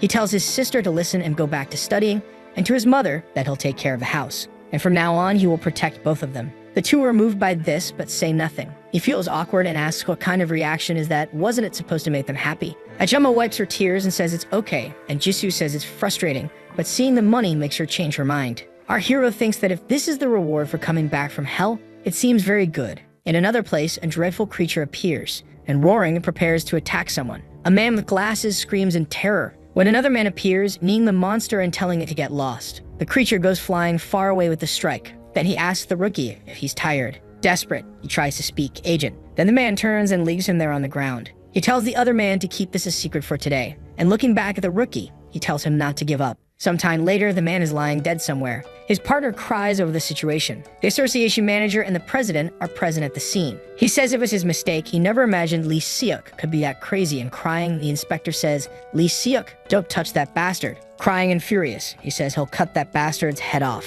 The president calls the branch manager, and the man replies, yes, sir. He says, the Hunters Association's son, and take all of them. Surprised, he asks if even the people in the portal fracture. Park Jong says to go dismantle the Hogma clan and capture Lee Seok-woo for insubordination. Sometime later at Da-sung's house, someone says they're dying from all the noise and asks why there's so much noise while the phone shows 101 messages. Our hero, full of dark circles like he just woke up, checks the phone. Daesung wonders why he's getting so many annoying spam messages. Among the messages, one asks him to call back as soon as he wakes up. Sometime later outside the house, our hero calls Seong Chan and asks what's wrong. He says he won the auction for a C-rank portal, and that gets our hero excited. And that from now on it's money, and all he has to do is sweep it all. In another place, several security cars head toward their destination. At the Hogma clan headquarters, the cars stop and several people begin to disembark. They move toward the clan headquarters. They quickly get into formation, led by the awakened A-rank Kim Kai-hong. Someone gives the command for the Hunters team, first assault, and for the 2nd Cavalry Regiment.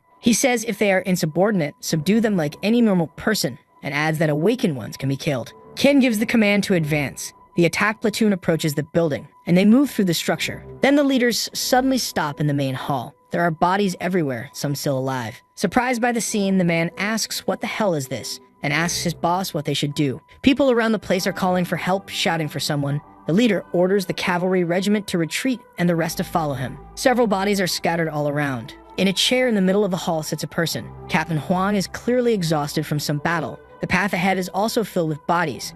They proceed through the Habma headquarters until they reach a large hall. He shouts asking where that bastard Li Xiuqu is. In the next moment, he notices the man broken on the floor. The Habma clan leader seems to be dead. A crowd begins arriving at the hall. The attack squad leader asks what is going on. He gets closer and asks what's wrong with this guy, this son of a bitch. Crouching there, the operation leader orders Jungwoo to stop it and says that Li Xiuqu is dead. But the guy keeps trembling with rage. He turns to the captain and says that this was too much for a personal revenge. Huan explains that he only dealt with the exterior, but he wasn't the one who killed Li Xiuqu. That guy is surprised by the information. Elsewhere in a pizzeria, the news says that Li Xiuqu of the Habma clan was found dead. Currently, the main suspect is the Seoul clan. Director Huang Jun was named. More awakened members of the Habma clan were found dead, and drugs were also discovered at the scene. The old man curses, asking why there's no contact. He thinks he made a clan of dormant himself since there were no offers for him, and if this continues, he'll starve to death before seeing a monster. Then suddenly the phone rings, and the old man grabs it, looking surprised. Whatever he sees on the phone makes him happy. A car speeds down the street. Chanho says that Daesung rejected about 10 clan offers, and his friend confirms it, saying there's a lot of hunter gear that others can see in their homes. Our hero asks who cares about those items, thinking they would faint if they saw the items that came from hell. He asks if a C-rank portal makes money. Chanho says he's crazy, that the cost to clear a C-rank portal is 50 billion, 30 billion without taxes and fees. Shocked, Daesung asks if it's a 40% tax and says they're bastards, but Chanho says with an alternative he can make more money with other cores. He adds that he also called the doorman and asks if he'll really be okay alone, and our hero asks, alone? Then says that Chanho should go too. Chanho falls silent, sweating nervously, and asks what his friend just said right now.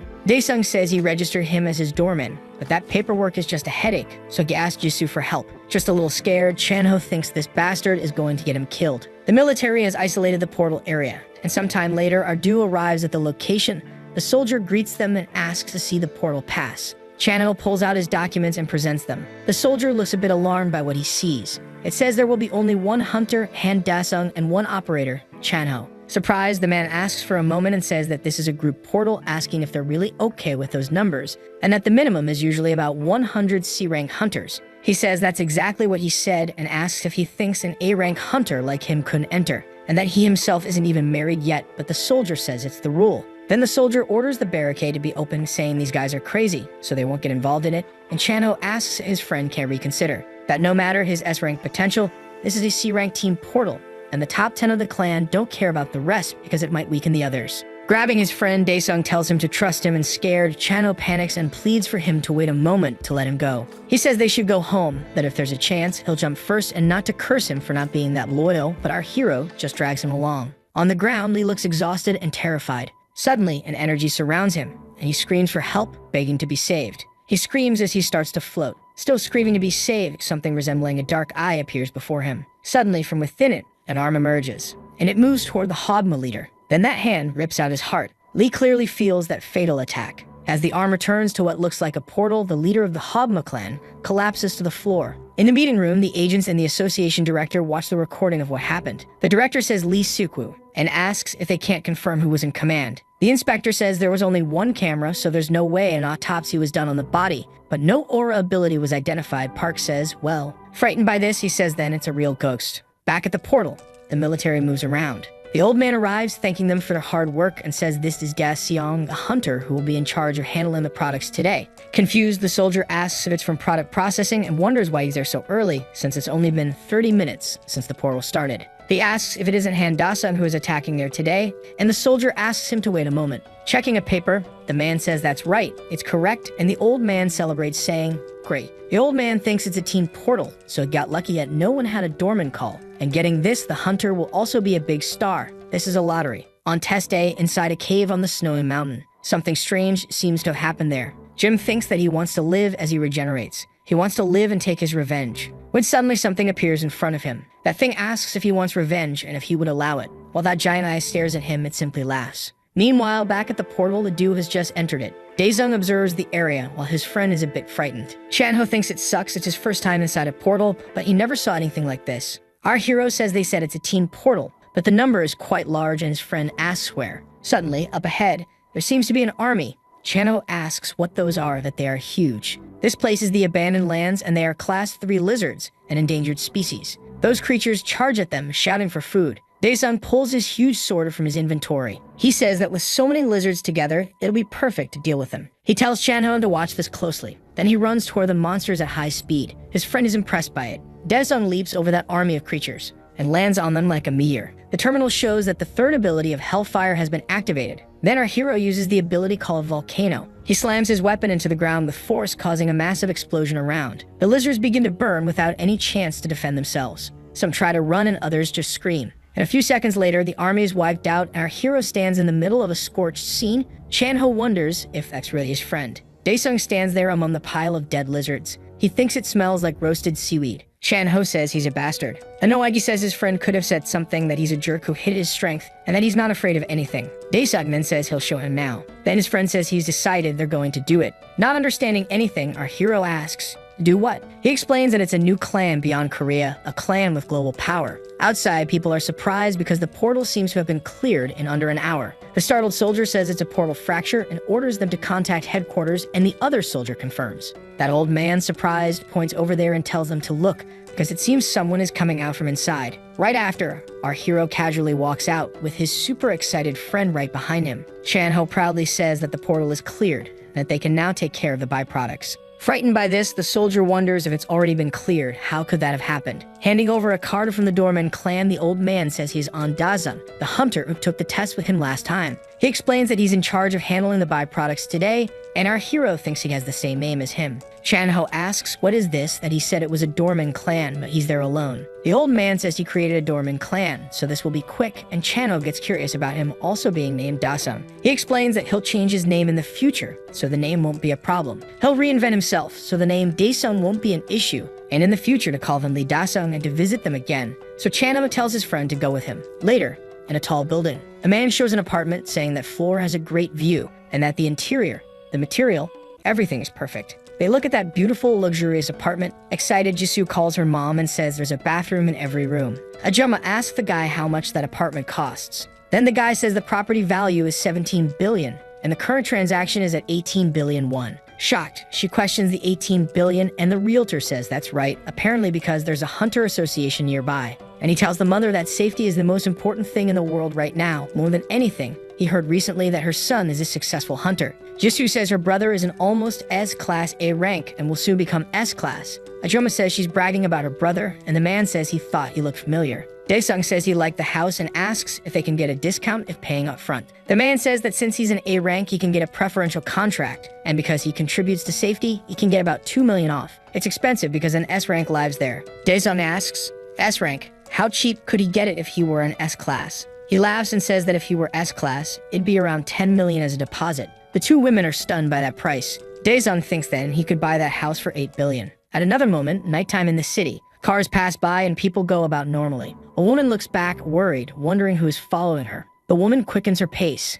when suddenly, distracted, she bumps into someone. Frightened, she asks who he is. A bizarre person tells her not to be afraid, that she's been chosen, so she should be grateful. The woman is terrified by the revealed person. Sometime later at the National Police Agency, inside the autopsy department, someone says this is a woman who died the same way as Suku, only in Seoul, this is the 10th victim found. One of the officers says the public investigation through the media can't be postponed. One of the investigators thinks it could only have been a murder by an awakened. He says he thought the monster portals have finally calmed down, but now there's a serial killer. One of them asks the boss to let him handle it, that he'll catch him. The boss thinks for now there's no choice but to believe it was the same killer as Suku. Then responds that no, for now they should focus on the work of locating portals at headquarters. Adds that they should go public with the news and turn it into a public investigation, and they will receive active support from the investigation agency, in some kind of laboratory. Someone is waking from a deep sleep. Now the person is fully awake. There is Jin Cheol, the rookie who worked with Lee, and judging by the scars on his body, he went through some surgery. He looks around trying to understand where he is. Near him, there's someone working attentively in another part of the lab at a panel. Excited, that scientist notices the man has awakened. As he walks toward him, he says the guy is screaming and flailing like a newborn. Full of fear, he asks the man where they are. Instead of answering directly, the young man replies with another question. Doesn't this look like the lab in the Hanwha building? Jin realizes that it's the awakening infusion room with the ampoule. The scientist explains that the ampoule provided by Lee Sukwu seems to have been very effective on the guy and says he made a special request to the high priest to save him. Finally, he introduces himself as Roman, the eldest of the Hansi. While recalling the eyes that watched him earlier, Chiol then asks how he is still alive. The man says he was reborn as one of the Hansi. Not understanding, the young man questions this information. Smiling, the scientist says he will give the fighter more power and wants to know if he will rule the world with them. Meanwhile, in the Soul Clan building, with a resignation letter in front of her, someone tells another person that she had to become an S-rank hunter. On the phone, Chanho explains that the priority before anything else is clearing the portal. He interrupts himself saying that the person on the line wants a promotion to S-rank before buying a new house and asks if he can bid on all the portals.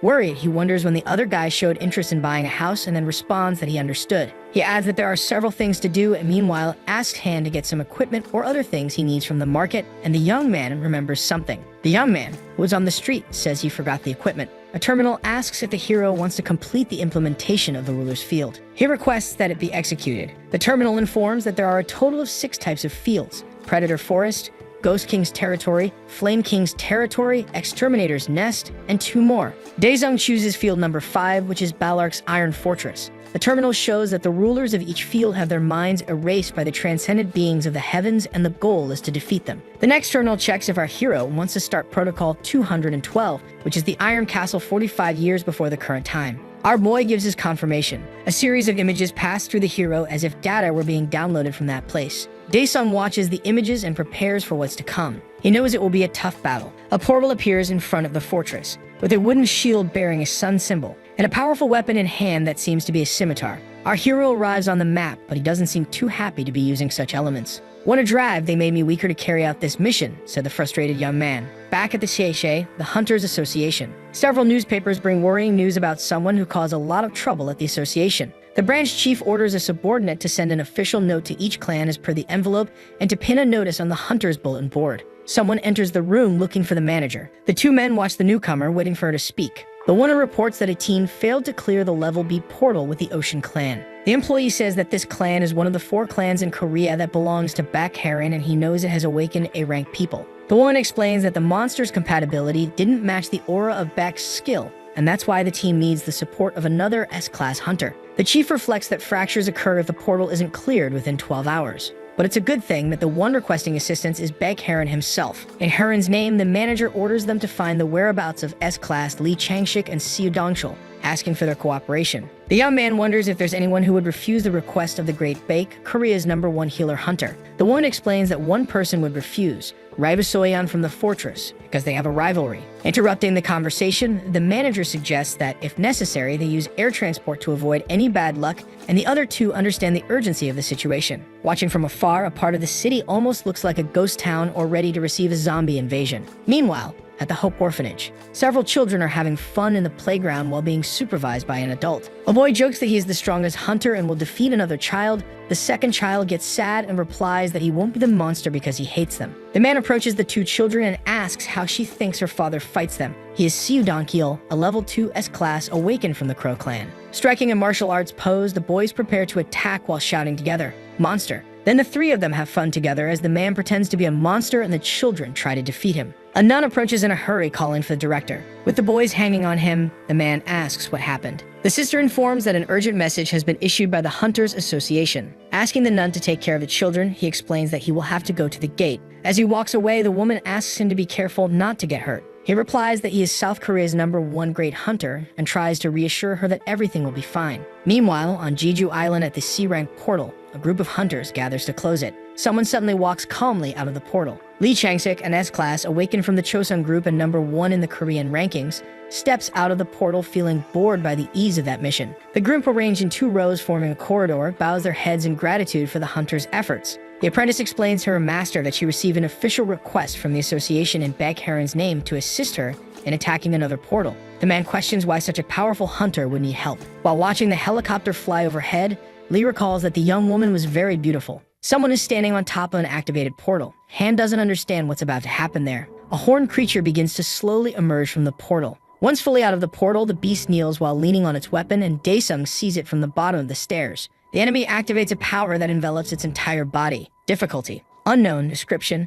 defeat the gatekeeper. No time limit. Objective: deal with the enemy. Reward: conquest points, and 10 implementation. Our hero knows he'll be defeated if he tries to deal with the enemy in his current state. The equipped items available for this mission are the priest Odie's sword and the great ice giant's shield. The young man sits on the ground and begins thinking about how he can win with what he has. He tries to recall how to defeat the creature, but nothing comes to mind. Now he's staring at his weapons, searching for a solution. Suddenly, an idea lights up his thoughts: ice shield. Then he turns his gaze to the warrior dragon that seems to patiently await its opponent. In the next moment, our hero says to himself, Eureka. Now somewhere else in the city, at the entrance of the B-rank portal, security guards protect the entrance with tape and ask journalists not to cross. A reporter explains to a news outlet where he is and that the Ocean Clan is preparing for a second attack after failing to capture the first portal. Two guards who look like they came out of Men in Black get annoyed, wondering how and where these vultures get all this information. Amazed, people watch the Ocean Clan approach along with the incredible Bake, and they ask the woman for an update on the mission's progress.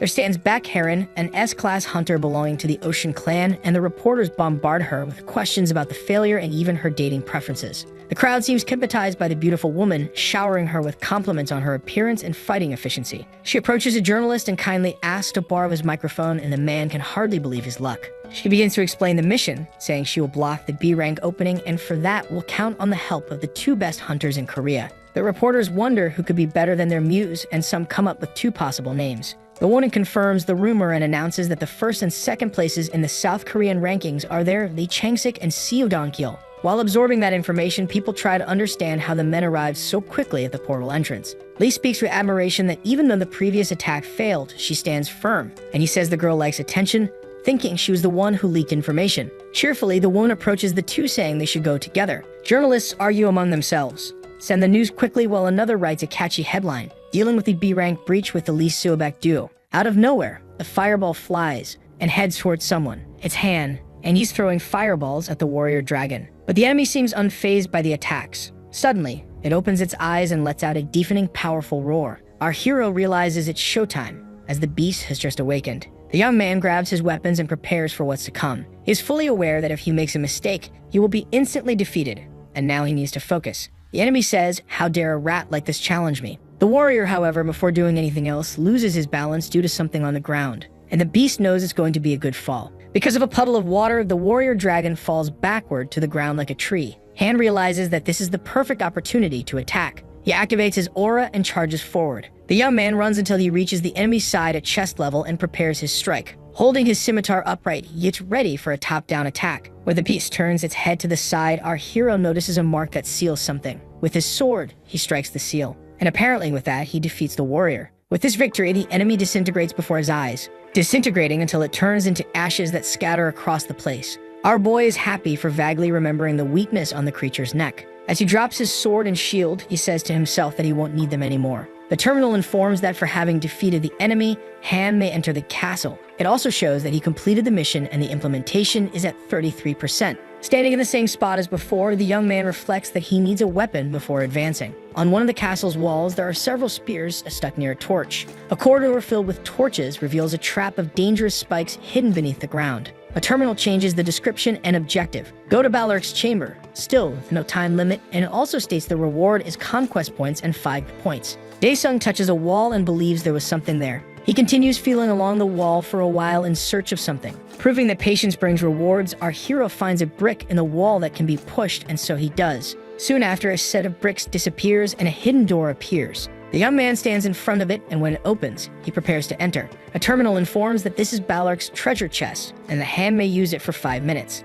The young man enters a large room full of items like armor and weapons, and a countdown timer starts, though he already knows what he came for. It doesn't seem like it, but a minute and a half has already passed, and the young man heads toward what he was looking for. He observes a shelf with 3 different weapons hanging there. The terminal says that the Black Dragon Slayer's sword deals fatal damage to dragons in hell, and that its unique skill and performance are also focused on damage to that creature. Talking to himself, the hero says that this weapon isn't as good as the Hellfire sword, but if he enters Baloric's chamber without it, he will surely be defeated. With the beautiful weapon in hand, there are still 3 minutes left to enjoy the room's treasures. An armor that looks like a paladin's rests peacefully, as if waiting for something. Not to mention the many chests of various sizes full of gold, coins, jewels, and so many other things. When the timer shows 2 minutes remaining, the young man thinks for a moment. This could be really expensive. A terminal then explains that Balork's chamber is now open, the implementation is at 66% progress, and the 5 conquest points have been delivered. Han is now in front of a massive iron door. Cocky, he says to himself that it's just the final boss. A bizarre creature roars in fury. Dong Cheol says that's going to ruin his ears and that they need to take care of that mouth quickly to shut it up. He faces the huge creature. He uses his power along with his weapon. Suddenly, the hunter launches himself from the ground. As he leaps, he prepares to counterattack. He strikes with all of his strength using his weapon. A massive explosion of energy occurs, and he looks back shouting for them to attack now. The group of hunters charges forward, shouting and brandishing their weapons. They begin attacking the monster non-stop, yelling for it to die, calling it a monster, and one of them says he can't cut through it. Heron shouts from behind, saying that was great for Cheol and tells him to finish it. Behind her, someone calls her name and asks if she's sure she'll go on a date if he approves it. She is surprised by Chang's sick. Then she uses her healing aura ability. Feeling better, he gets up and says, "Nice." She asks him why he's acting like that. Then he turns and says to Heron that it's a gift. Lying there is a dangerous type of monster, a class 2 ogre king. Surprised, she asks if he defeated an ogre king alone. Hugging her, he asks if he doesn't look cool, then annoyed, the girl demands that he take his hands off her. Someone yells to avoid Jessic and tells them to bring the injured guy back. Using his power, Dong Cheol is surprised since it's been a while since he had to carry others. Returning to the fight, he tells her to keep the promise about the date, and in the next moment, he takes off with a burst and vanishes. Not understanding, she wonders if she made a promise. Back to our hero, we see a massive palace. Daesung thinks that it's finally final boss. He says to open the enhancement potions, then starts choosing among them. Dozens of colorful potions appear in front of him. The terminal shows that the absolute ruler has 128,000 conquest points and asks if he wants to consume the potion. He commands that all enhancement potions be applied. Then all of them begin to respond to his command, giving him bonuses in strength, agility, power, defense, critical hit, and resilience. Satisfied, he thinks they're great potions and says, "Let's go." The enormous double doors open, and he finds a grand hall. Inside, he sees a creature with exceptional armor and weapon. Smiling, he says it's been a long time since they last saw each other, Balork. The creature only stares at him without saying anything. Then suddenly, a loud crash comes from the side, and a huge and furious red dragon appears at the boss's feet. It approaches our hero, who prepares to begin that epic battle. The terminal shows that he must resist the fear of the red dragon's annihilation. So our hero prepares using his blood naturalization skill. A guy appears saying, "Loyalty, hello subscribers to the weekly Hunter channel." Says he's the streamer Dragon7, it's Yon Chill. He tells his brothers they're starting his Hunter week with the hot rankings. He says Immovable is in first place, the youngest son of the Chable, who hunts as a hobby, and the leader of the Chosung clan is the clan president. The director of the Hope Orphanage, a person who declared himself the father of the orphans that. Next, he says lilies have bloomed in the hunting grounds. This is Back Heron. He reports that there was a B-rank portal fracture crisis this week, but with the Lee Seobek combination, it was resolved in 6 hours, and that he has to say something. Sitting there at his computer, he says, "What? I think I've seen this guy somewhere before." That a solo conclusion was made on a team-type portal, he wonders if that's possible. Thinks not, but seemed to recognize him. Then excitedly, he wonders if it's the older guy from the other day. Sometime later at the Hunters Association, someone reads some news. They ask who will succeed the Hogma clan, that the leader of the Soul clan was arrested, and that Daesung cleared a Type C portal alone. That guy thinks the speed at which portals are being closed is increasing. A guy calls out to Jaik saying they should go for drinks today, but he replies that he has some things to do at home, so he thinks he'll go home today. The guy says that's fine then, they can go next time, and Jake agrees while continuing at his computer. He looks at a map with glowing red markers. Then he says they're running out of offers, and he'll have to change the mood. Elsewhere, a huge red dragon snorts fire while watching our hero in front of him, then suddenly breathes a blast of fire at Dasum. Our hero responds quickly using a simple strike, which hits the dragon in front of him directly. The monster roars, spewing fire and fury, while our hero pierces it with his powerful sword. Daesung says this reminds him of the old days since it's been a long time since he's been this dirty with an enemy's life energy. Finally, that huge monster rises and prepares to enter the fight. Our guy dodges that powerful attack with ease, and he barely even moved to pull off that feat. Speaking seriously, he says that was barely anything, while the enormous creature growls at him. So the video ends here. If you don't want to miss the next part, activate the notification bell, and see you next time on Tob's channel.